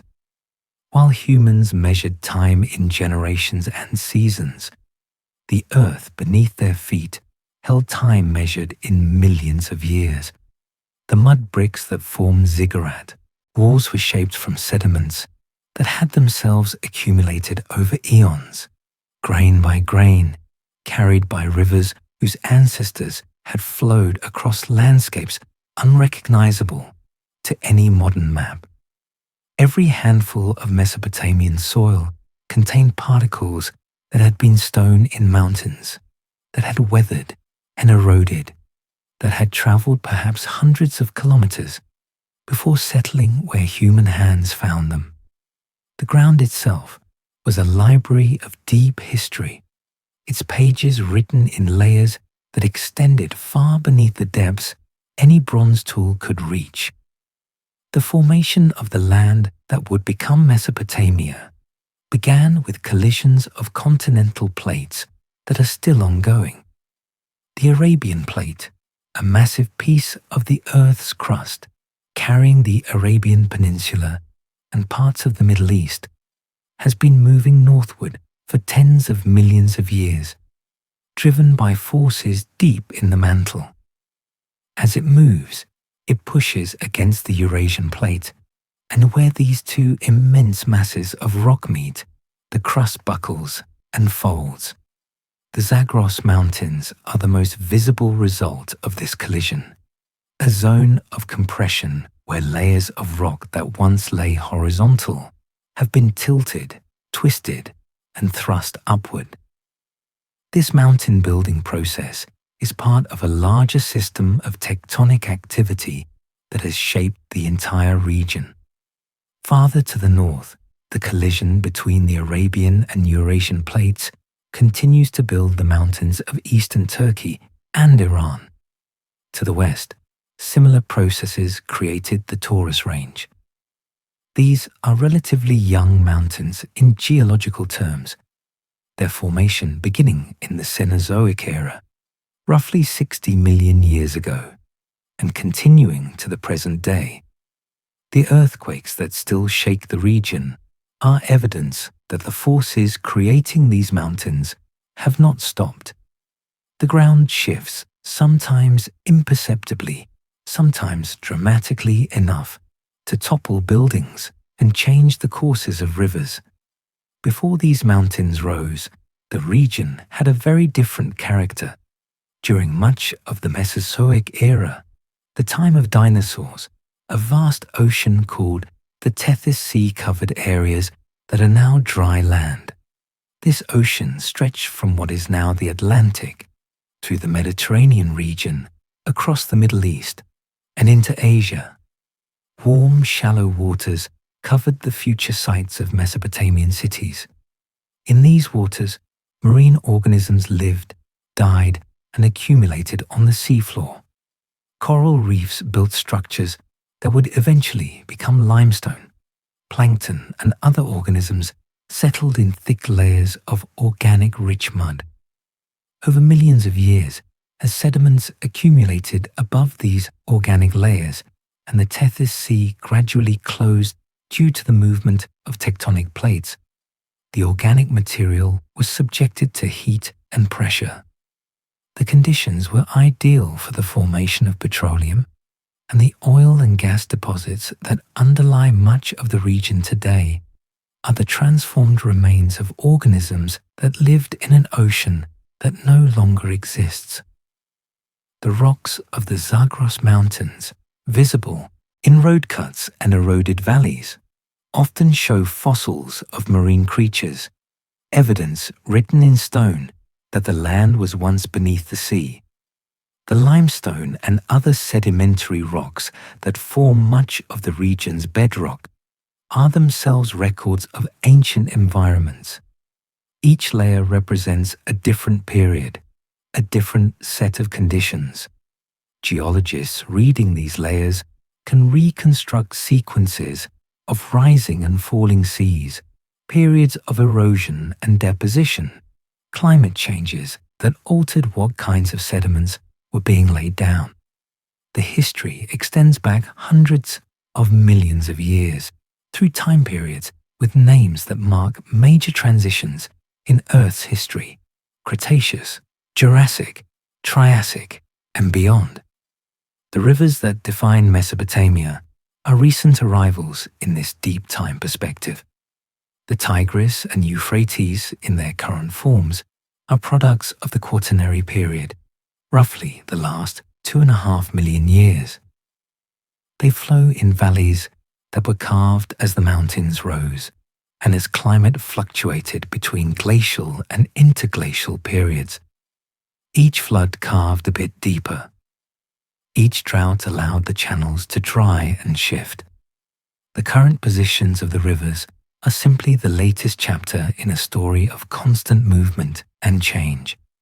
Even the alluvial plain on which the ancient cities were built is a recent feature. The sediments that form the plain have accumulated over millennia, brought down from the mountains by the rivers and deposited layer upon layer. Boreholes drilled into the plain reveal this layering, showing sequences of silts and clays and occasional sand lenses, each representing different episodes of flooding, different periods of river activity. The deepest layers are older, but even they extend back only thousands of years, perhaps tens of thousands. Beneath them lie older rocks, the compressed and lithified sediments of ancient seas and river systems that preceded the current configuration entirely. The myths spoke of gods shaping clay to create humans and dividing heaven from earth. The real earth beneath told a story just as remarkable, of continents colliding, seas vanishing, and stone layers accumulating across timescales that dwarf all of human existence. And on this ancient foundation, shaped by forces operating over unimaginable time, a remarkable period of human history was unfolding. Mesopotamia was not isolated. From its cities, roads stretched in every direction, and along those roads flowed not just goods, but ideas that would spread across the ancient world. The Bronze Age, roughly the period from 3000 to 1200 years before the Common Era, was an era of connection on a scale that would not be seen again for more than a millennium after its collapse. Trade networks linked Mesopotamia to the Indus Valley in the east, to Egypt in the southwest, to Anatolia in the north, and to the distant sources of materials that Bronze Age civilization required. This was a world bound together by merchants, diplomats, and the constant movement of materials and knowledge across distances that could take months to traverse. The very name of the age points to the importance of trade. Bronze is an alloy, a mixture of copper and tin that is harder and more durable than either metal alone. But copper and tin rarely occur together naturally. Copper could be found in the Zagros Mountains and in Cyprus and Anatolia, close enough to Mesopotamia that it was relatively accessible. Tin, however, came from much farther away. The primary sources were in what is now Afghanistan, more than 2,000 kilometers to the east, and possibly from regions even more distant. Creating bronze required bringing these materials together, which meant establishing and maintaining trade routes across vast distances through varied and often difficult terrain. The routes themselves were diverse, some by land, others by sea, still others combining both. Overland caravans traveled through mountain passes and across deserts, moving between oases and known water sources, following paths that had been tested over generations. The journey from Afghanistan to Mesopotamia might take months, the goods changing hands multiple times as they passed through different territories and different markets. Each exchange added cost, but the value of tin in a region that had none made the trade profitable enough to sustain the networks. Sea routes connected Mesopotamia to the Indus Valley civilization, that sophisticated Bronze Age culture centered in what is now Pakistan and northwestern India. Ships sailed down the Persian Gulf, hugging coastlines where possible, stopping at ports along the Arabian coast before crossing to the Indus Delta. These maritime traders brought back materials that Mesopotamia lacked: carnelian and other semi-precious stones, ivory, exotic woods, and ideas about urban planning and craft techniques that may have influenced Mesopotamian practices. Archaeological sites in the Indus Valley have yielded Mesopotamian cylinder seals. Those small carved cylinders used to mark ownership and authority, evidence of contact and exchange between these distant regions. Egypt, though separated from Mesopotamia by considerable distance, was connected through trade routes that ran along the Mediterranean coast and through the Sinai Peninsula. Egyptian gold was prized in Mesopotamia, as were certain luxury goods that Egyptian craftspeople produced. In return, Mesopotamia exported textiles, particularly fine wools that were dyed and woven into fabrics valued throughout the ancient world. Lapis lazuli, a deep blue stone that came from Afghanistan through Mesopotamian markets, found its way to Egypt, where it was used in jewelry and ceremonial objects, its journey spanning more than 3,000 kilometers from mine to craftsperson. Anatolia, the region of modern Turkey, was crucial to Mesopotamian trade networks. The Taurus Mountains held deposits of copper and silver. The cedars of Lebanon, actually located in the mountains between Anatolia and the Levantine coast, provided timber that the treeless Mesopotamian plain desperately needed. These cedars appear frequently in cuneiform texts, described as precious materials imported at great expense for temple construction and royal projects. The deforestation of Lebanon's cedar forests, which began in the Bronze Age and continued through successive empires, is documented in both texts and in the physical evidence of ancient logging sites. The movement of goods was accompanied by the movement of ideas. Writing systems spread, adapted to different languages, but maintaining similar principles. The cuneiform script of Mesopotamia was adopted by cultures throughout the region, each modifying it to suit their own linguistic needs. Artistic styles influenced one another, visible in the pottery, sculptures, and architectural features found across the Bronze Age world. Religious concepts traveled along trade routes, gods and myths appearing in modified forms in different cultures, their stories blending and evolving as they crossed boundaries. Trade also required diplomatic relationships. Merchants needed protection and legal frameworks that allowed them to operate across borders. Treaties between kingdoms included provisions for the treatment of foreign traders, dispute resolution mechanisms, and sometimes reciprocal arrangements for market access.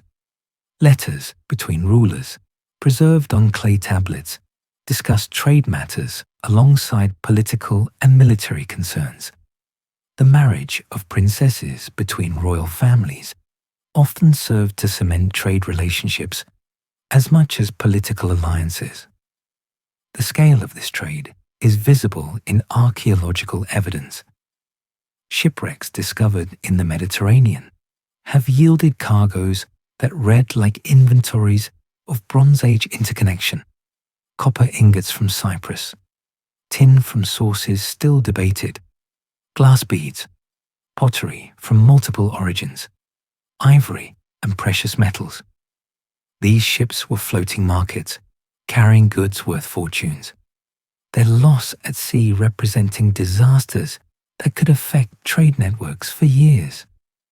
These networks tied the ancient world together in ways that would not be seen again for millennia after they collapsed, and through them flowed not just tin and lapis, but stories, gods, and ideas about how the world worked.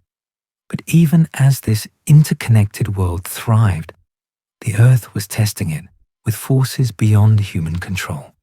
The earth and sky were not always generous. Sometimes they brought abundance, and sometimes they brought devastation that could empty entire cities.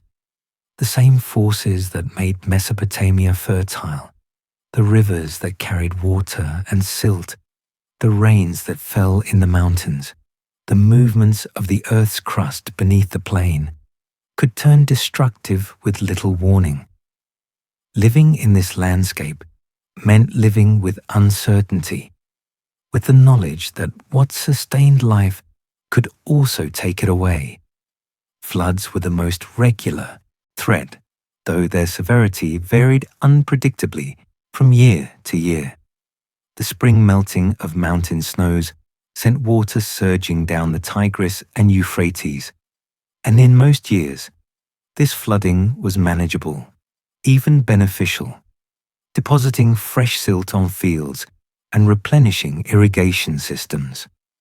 But some years were different. Heavy winter snows in the highlands, combined with rapid warming in spring, could produce floods of catastrophic proportions.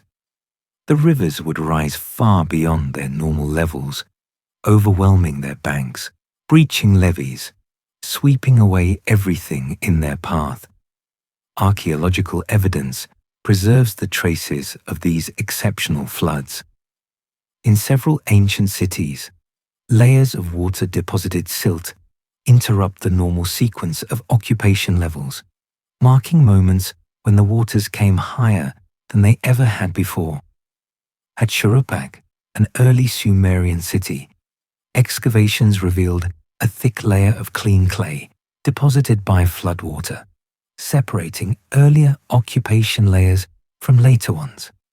Similar flood deposits have been found at other sites, each one representing an event that must have seemed apocalyptic to those who experienced it. The Epic of Gilgamesh, one of the earliest written narratives, contains a detailed account of a great flood sent by the gods to destroy humanity. In the story, one man, Utnapishtim, is warned by the god Ea to build a boat and save his family along with animals and craftspeople. The flood comes, lasting 6 days and nights, covering everything. When the waters finally recede, Utnapishtim releases birds to search for land, and eventually the boat comes to rest on a mountain. The parallels with flood myths from other cultures are striking, but the Mesopotamian version may preserve memories of actual catastrophic floods that did destroy cities and displace populations. Drought was another recurring threat, though its timescale was different. A single dry year could be survived by drawing on stored grain and reducing consumption. 2 consecutive dry years created genuine hardship. 3 or more years of failure brought famine, population displacement, and sometimes the collapse of political structures that depended on agricultural surplus. The variability of rainfall and river flows meant that such droughts were not rare. They occurred with enough frequency that they shaped how societies organized themselves, how much grain they stored, and how they responded to signs of coming scarcity. Around 4,200 years ago, a particularly severe drought struck the entire region, an event severe enough that it appears in climate records from as far away as Africa and Asia. This 4.2 kiloyear event, as scientists now call it, lasted perhaps 300 years, though its intensity varied. In Mesopotamia and surrounding regions, the effects were dramatic. Cities were abandoned, trade networks disrupted, political powers that had seemed stable collapsed. The Akkadian Empire, which had unified much of Mesopotamia under centralized rule, fragmented during this period, its capital Akkad abandoned, its location now unknown. Cuneiform texts from the time describe a world of disorder, of fields left unplanted, of people leaving their homes in search of better conditions elsewhere. Earthquakes added sudden violence to the slower catastrophes of flood and drought. The ongoing collision of tectonic plates that built the Zagros Mountains also generated seismic activity. Earthquakes strong enough to damage buildings occurred regularly, though the mud brick construction common in Mesopotamia was relatively resistant to shaking compared to stone architecture. Still, major earthquakes could topple walls, collapse roofs, and destroy the irrigation systems that cities depended on. Ancient texts occasionally mention earthquakes, describing them as manifestations of divine anger, the earth itself shaking under the tread of angry gods. Locust swarms, though biological rather than geological or meteorological, were another form of natural disaster that could devastate agriculture. These insects, normally solitary, could under certain conditions transform into swarming forms that traveled in clouds containing millions of individuals. When a swarm descended on cultivated fields, it could consume everything green in a matter of hours, leaving behind only bare earth. Texts describe such swarms, their arrival sudden, their effects total, another reminder that human control over agriculture was partial and contingent. When the floodwaters rose without warning, or the rains failed year after year, it seemed that the gods themselves were angry. The myths that emerged carried the memory of real catastrophes, transformed into stories about divine judgment and mercy. Through all these trials, human civilization persisted, adapting to the earth's rhythms and recording its response in the written word that would survive millennia. In the tablets that have survived, pressed into clay by hands long turned to dust, the Annunaki appear as judges, as divine counselors, as the great gods who decreed fate. The name itself comes from Sumerian, likely meaning something close to those of princely blood, or offspring of An, with An being the sky god, the highest deity in the early Sumerian pantheon. These were not minor spirits or demons.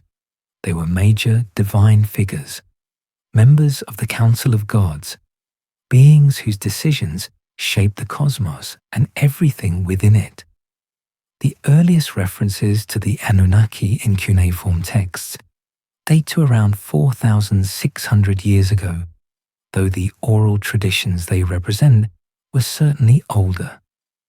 In these texts, the Anunnaki function primarily as judges of the dead and determiners of fate. They sit in council in the underworld, deciding the destinies of humans who have died. Their role is judicial and administrative, maintaining order in the cosmic hierarchy. They are described as numerous, sometimes 7 in number, sometimes 50, the count, varying between texts and periods. What remains consistent is their authority, their connection to and the sky god and Kai, the earth goddess, and their position as enforcers of divine will. Later texts expand their roles. In Babylonian creation myths, particularly the Enuma Elish, the Anunnaki appear as gods who witness and participate in the cosmic events that establish the current order of the world.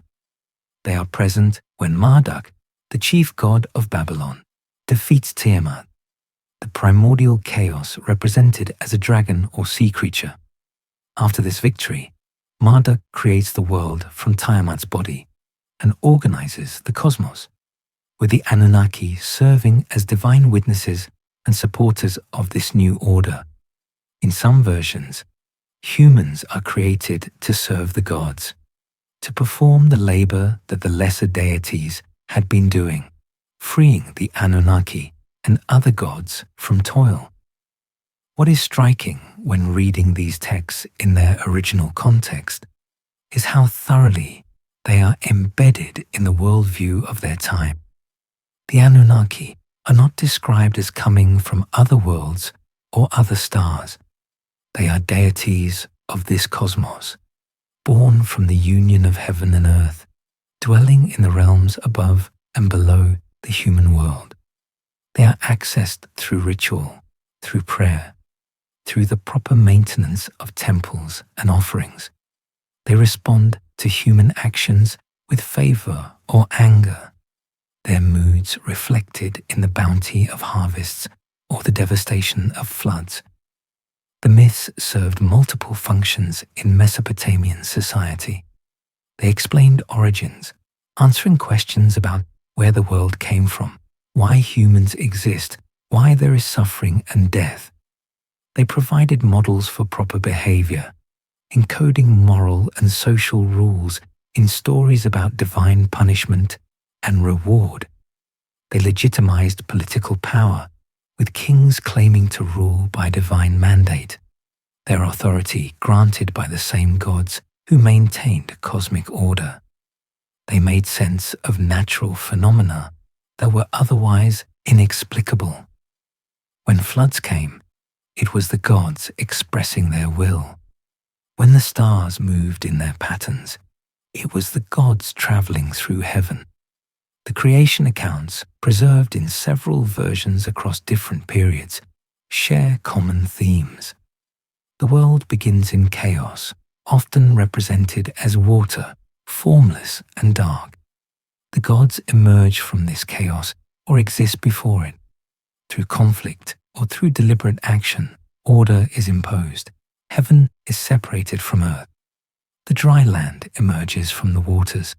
Humans are created, often from clay mixed with divine blood, given life by divine breath. These are not scientific explanations in the modern sense, but they are genuine attempts to understand and explain existence using the intellectual tools and frameworks available to their creators. It is important to recognize that modern reinterpretations of these myths, particularly those that read them as accounts of extraterrestrial contact or ancient astronauts, are not supported by the texts themselves. Such readings impose contemporary concerns and frameworks onto ancient materials, seeing in them things that the original authors and audiences would not have recognized.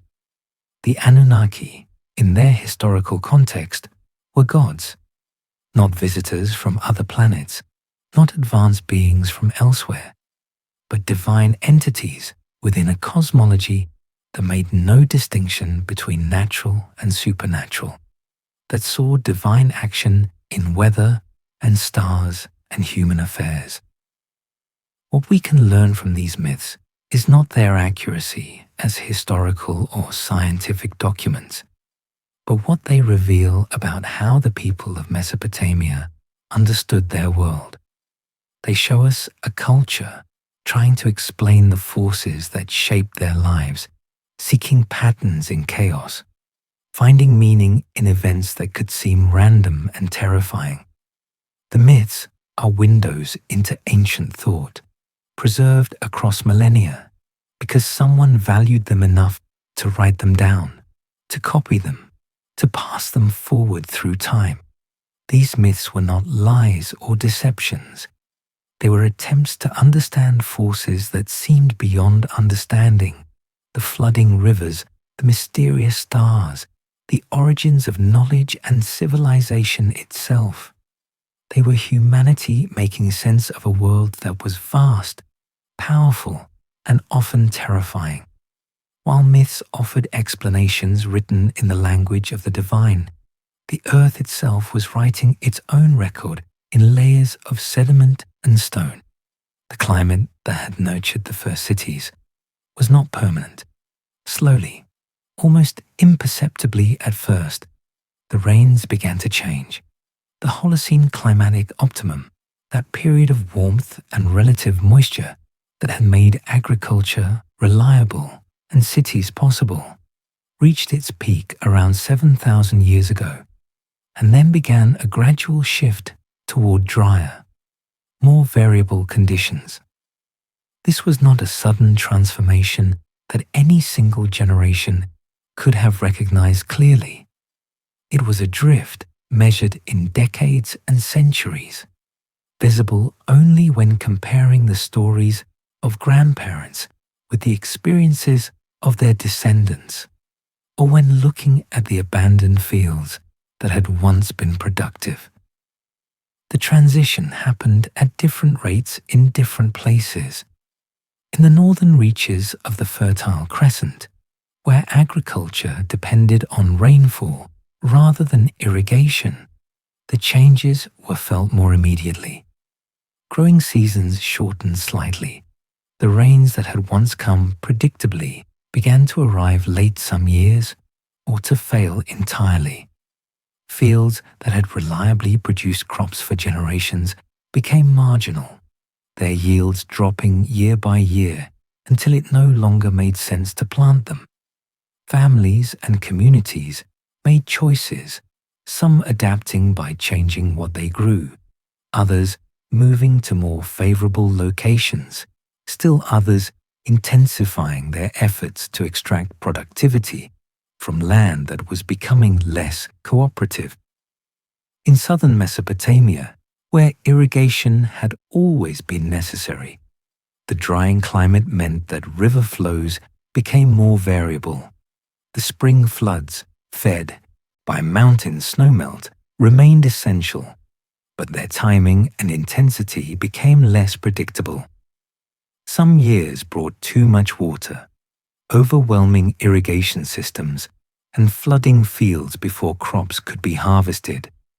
Other years brought too little, leaving canals dry and fields parched during the critical growing periods.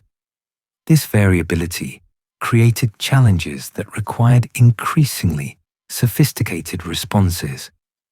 The temperature itself was rising slightly, not enough to be dramatic within a human lifetime, but enough to matter over centuries.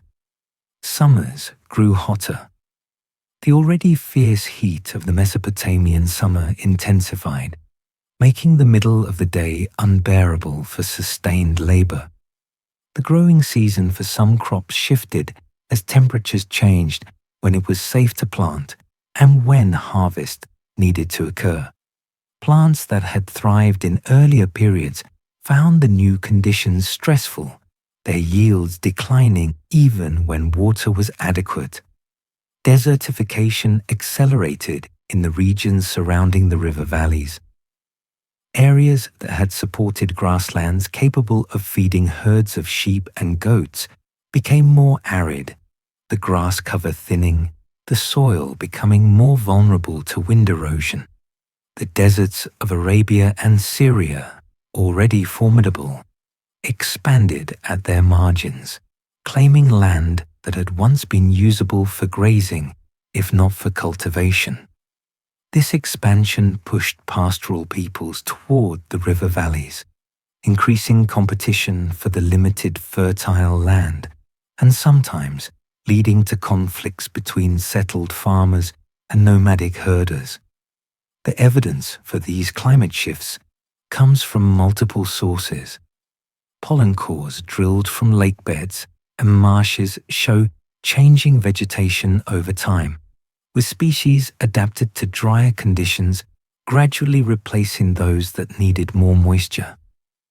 Sediment layers in ancient lakes record periods when water levels dropped, when the lakes shrank or even dried completely before filling again in wetter intervals.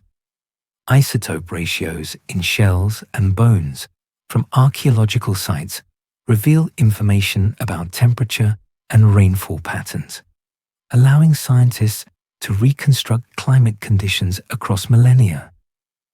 Agricultural practices adapted to these changing conditions.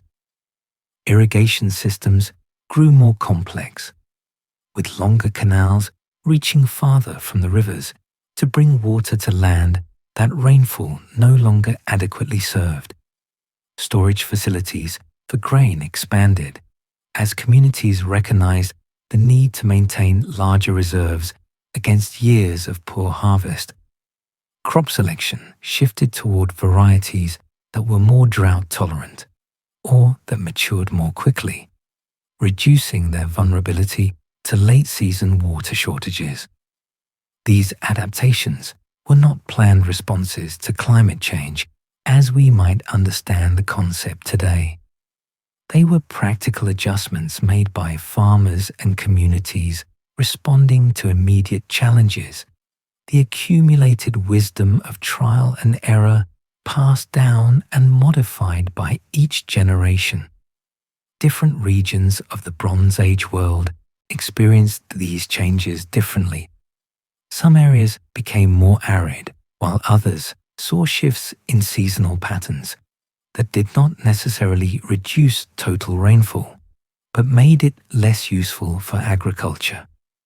The interconnected trade networks of the Bronze Age meant that climate problems in one region could affect others through disrupted trade, reduced production of export goods, or population movements as people left areas that could no longer support them. The world was shifting, not in dramatic upheavals, but in the quiet accumulation of drier years and hotter summers. And civilizations, bound to their crops and their cities, had to shift with it or fade. As the climate stressed the old centers of power, other changes were coming that would remake the entire Bronze Age world. Around 1200 years before the Common Era, within the span of a few human generations, the interconnected world that had thrived for centuries began to collapse.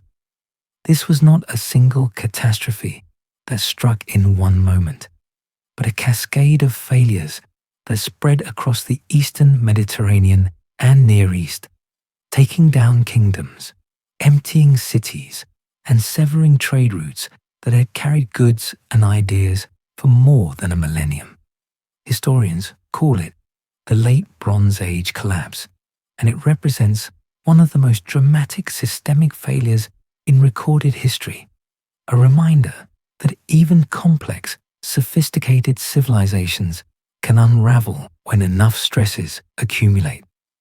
The signs appeared gradually at first, then with increasing speed. In Anatolia, the Hittite Empire, which had been a major power for centuries, controlling vast territories and maintaining diplomatic relations with Egypt and Mesopotamia, began to fragment. Cities in Hittite territory were destroyed, some by fire, others apparently abandoned before destruction could reach them. The capital at Hattusa was burned and left empty. Cuneiform tablets from the final years record increasing troubles, grain shortages, military defeats, requests for help that went unanswered. Within a few decades, the empire simply ceased to exist, its administrative structures collapsing, its cities depopulated, its writing system abandoned. Similar patterns played out across the region. In Greece, the Mycenaean palaces that had dominated the landscape for centuries were destroyed or abandoned. Pylos burned. Mycenae itself, though not destroyed, declined dramatically in importance and population. The Linear B script used for palace administration disappeared entirely, not to be replaced by any form of writing for several centuries. The archaeological evidence shows a dramatic drop in material culture sophistication, a retreat from complexity towards simpler forms of organization and production. On the island of Cyprus, major urban centers were abandoned. In the Levant, cities that had flourished as trading hubs were destroyed, their populations scattered. Egypt, though it survived as a political entity, was severely weakened. Texts from the reign of Rameses III describe invasions by groups collectively known as the Sea Peoples, coalitions of attackers whose origins remain debated, but whose impact was undeniable.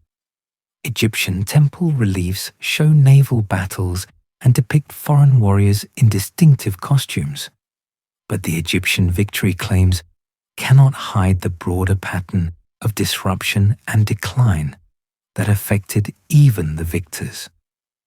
The causes of this collapse were multiple and interconnected. Climate played a role, with drought conditions stressing agricultural systems across the region. The gradual drying trend that had been ongoing for centuries may have reached a tipping point around this time, making marginal lands untenable and putting pressure on populations to move or starve. Earthquakes struck some regions, destroying cities and infrastructure. But environmental factors alone cannot explain the scope and speed of the collapse. The very interconnectedness of the Bronze Age world became a vulnerability. When trade networks began to fail in one region, the effects rippled outward. Cities dependent on imported tin for bronze production could no longer maintain their weapons and tools. Populations that had specialized in producing goods for export found no markets. The collapse was systemic, each failure reinforcing others, creating a feedback loop that pulled down even societies that had not initially been affected by the specific triggers. Mesopotamia weathered this storm better than many other regions, perhaps because its agricultural base was more secure, perhaps because its cities had longer traditions of organization and resilience. But even here, the effects were felt. Trade with Anatolia and the Mediterranean world was disrupted. Some cities declined or were temporarily abandoned. Political structures shifted as old powers weakened and new groups filled the vacuum. The arrival of new peoples, including Aramaeans and Chaldeans, changed the ethnic and linguistic landscape of the region over the following centuries. From the perspective of those living through it, the collapse might have seemed like the anger of the gods, the ending of an age. Texts from the period where they survive speak of chaos, of invasions by unknown enemies, of hunger and disorder. The structured world of palace economies, international diplomacy, and long-distance trade gave way to a more fragmented, localized existence. Some knowledge was lost. Literacy declined or disappeared entirely in regions where it had been practiced for centuries. Artistic and technological sophistication decreased as societies focused on survival rather than refinement. Yet even as the Bronze Age world fell, life continued. In the rubble of the old cities, in the villages that had never depended on palace economies, in the refugee communities that formed in safer regions, people adapted. New forms of political organization emerged. The use of iron, which had been rare and precious in the Bronze Age, became more widespread, perhaps because the disruption of tin trade routes made bronze production difficult. The alphabetic writing systems that would eventually spread across the Mediterranean world were developing during these dark centuries, simpler and more accessible than the complex scripts they would gradually replace. From the perspective of those living through it, the collapse might have seemed like the anger of the gods, the ending of an age. The myths would preserve memory of these catastrophes, transformed into stories of divine judgment and renewal. But even as the Bronze Age world fell, the earth continued as it always had, indifferent to the rise and fall of human civilizations. If the entire history of Earth were compressed into a single year, the age of the Annunaki myths, the entire span of human civilization, would occupy the last few seconds before midnight. The first writing, the first cities, the first attempts to shape the land through agriculture, all of it would flash past in the final tick of the clock. The Bronze Age collapse would be imperceptible, a flicker too brief to measure. Everything that seemed so momentous to the people living through it, every empire that rose and fell, every flood that destroyed cities, and every drought that emptied them, would be compressed into a duration shorter than a single breath. The Earth itself is 4.6 billion years old, formed from the accretion of dust and rock orbiting the young sun, heated by collisions and radioactive decay until it melted and separated into layers, the heavy metals sinking to form a core, while lighter materials rose to create the crust that would eventually hold continents and ocean basins. This process took millions of years, and by the time it was complete, the planet bore little resemblance to the world humans would one day inhabit. There was no oxygen in the atmosphere. The surface was molten rock cooling slowly under skies that held no life, no clouds, nothing but the raw forces of chemistry and physics working to shape a planet from chaos. Life emerged, the exact timing still debated, but certainly within the first billion years of Earth's existence.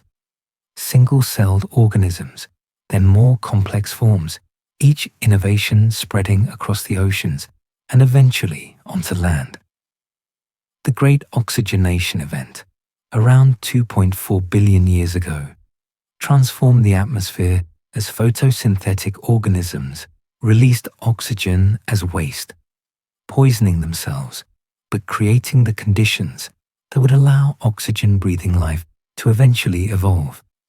Continents formed and broke apart and reformed in cycles called supercontinents, each lasting hundreds of millions of years before fragmenting again. Pannotia, Rodinia, Pangaea, each configuration utterly different from the current arrangement, each existing for stretches of time that dwarf all of human history. The Holocene, the current interglacial period in which human civilization emerged, began only 11,700 years ago. In our geological terms, this is so recent that its sediments have barely begun to compact into rock, its fossils still fresh compared to the ancient remains preserved in deeper strata.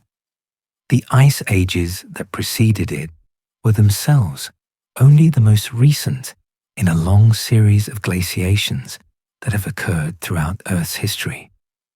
Ice ages come and go, driven by variations in Earth's orbit and tilt, by changes in atmospheric composition, by the positions of continents, and the flow of ocean currents. The current interglacial will eventually end, though whether in thousands of years or tens of thousands remains uncertain. Throughout the Bronze Age, while humans built cities and wrote myths and created trade networks, the tectonic plates continued their slow movement. The Arabian Plate pushed northward into the Eurasian Plate at a rate of a few centimeters per year, imperceptible to any individual observer, but inexorable over geological time. The Zagros Mountains continued to rise, though the change was too slow to measure without instruments. Earthquakes released accumulated stress along fault lines. Volcanoes erupted, adding their contributions to the atmosphere and the rock record. Rivers carved their valleys slightly deeper with each flood. The processes that had shaped the planet for billions of years continued without pause. The climate oscillations that affected human societies, the Holocene optimum and its gradual ending, the droughts that stressed Bronze Age kingdoms, all of these were minor fluctuations within a much larger pattern. Ice ages and interglacials alternate on cycles of roughly 100,000 years, driven by predictable variations in Earth's relationship to the Sun. Within each major cycle are smaller variations, periods of warming and cooling that last centuries or millennia. Human agriculture emerged during a period of unusual climate stability But that stability was never guaranteed to last. The planet continues to shift between different climate states, and the current interglacial will eventually give way to the next ice age, regardless of what human activity may accelerate or delay. In the time since the Bronze Age ended, the tectonic plates have moved perhaps 30 meters, a distance any person could walk in half a minute, but representing the accumulated motion of more than 3,000 years. The continents will continue to drift. In millions of years, their positions will be dramatically different from today. The Atlantic Ocean will be wider. The Mediterranean may close entirely as Africa pushes into Europe. New mountains will rise and old ones will erode.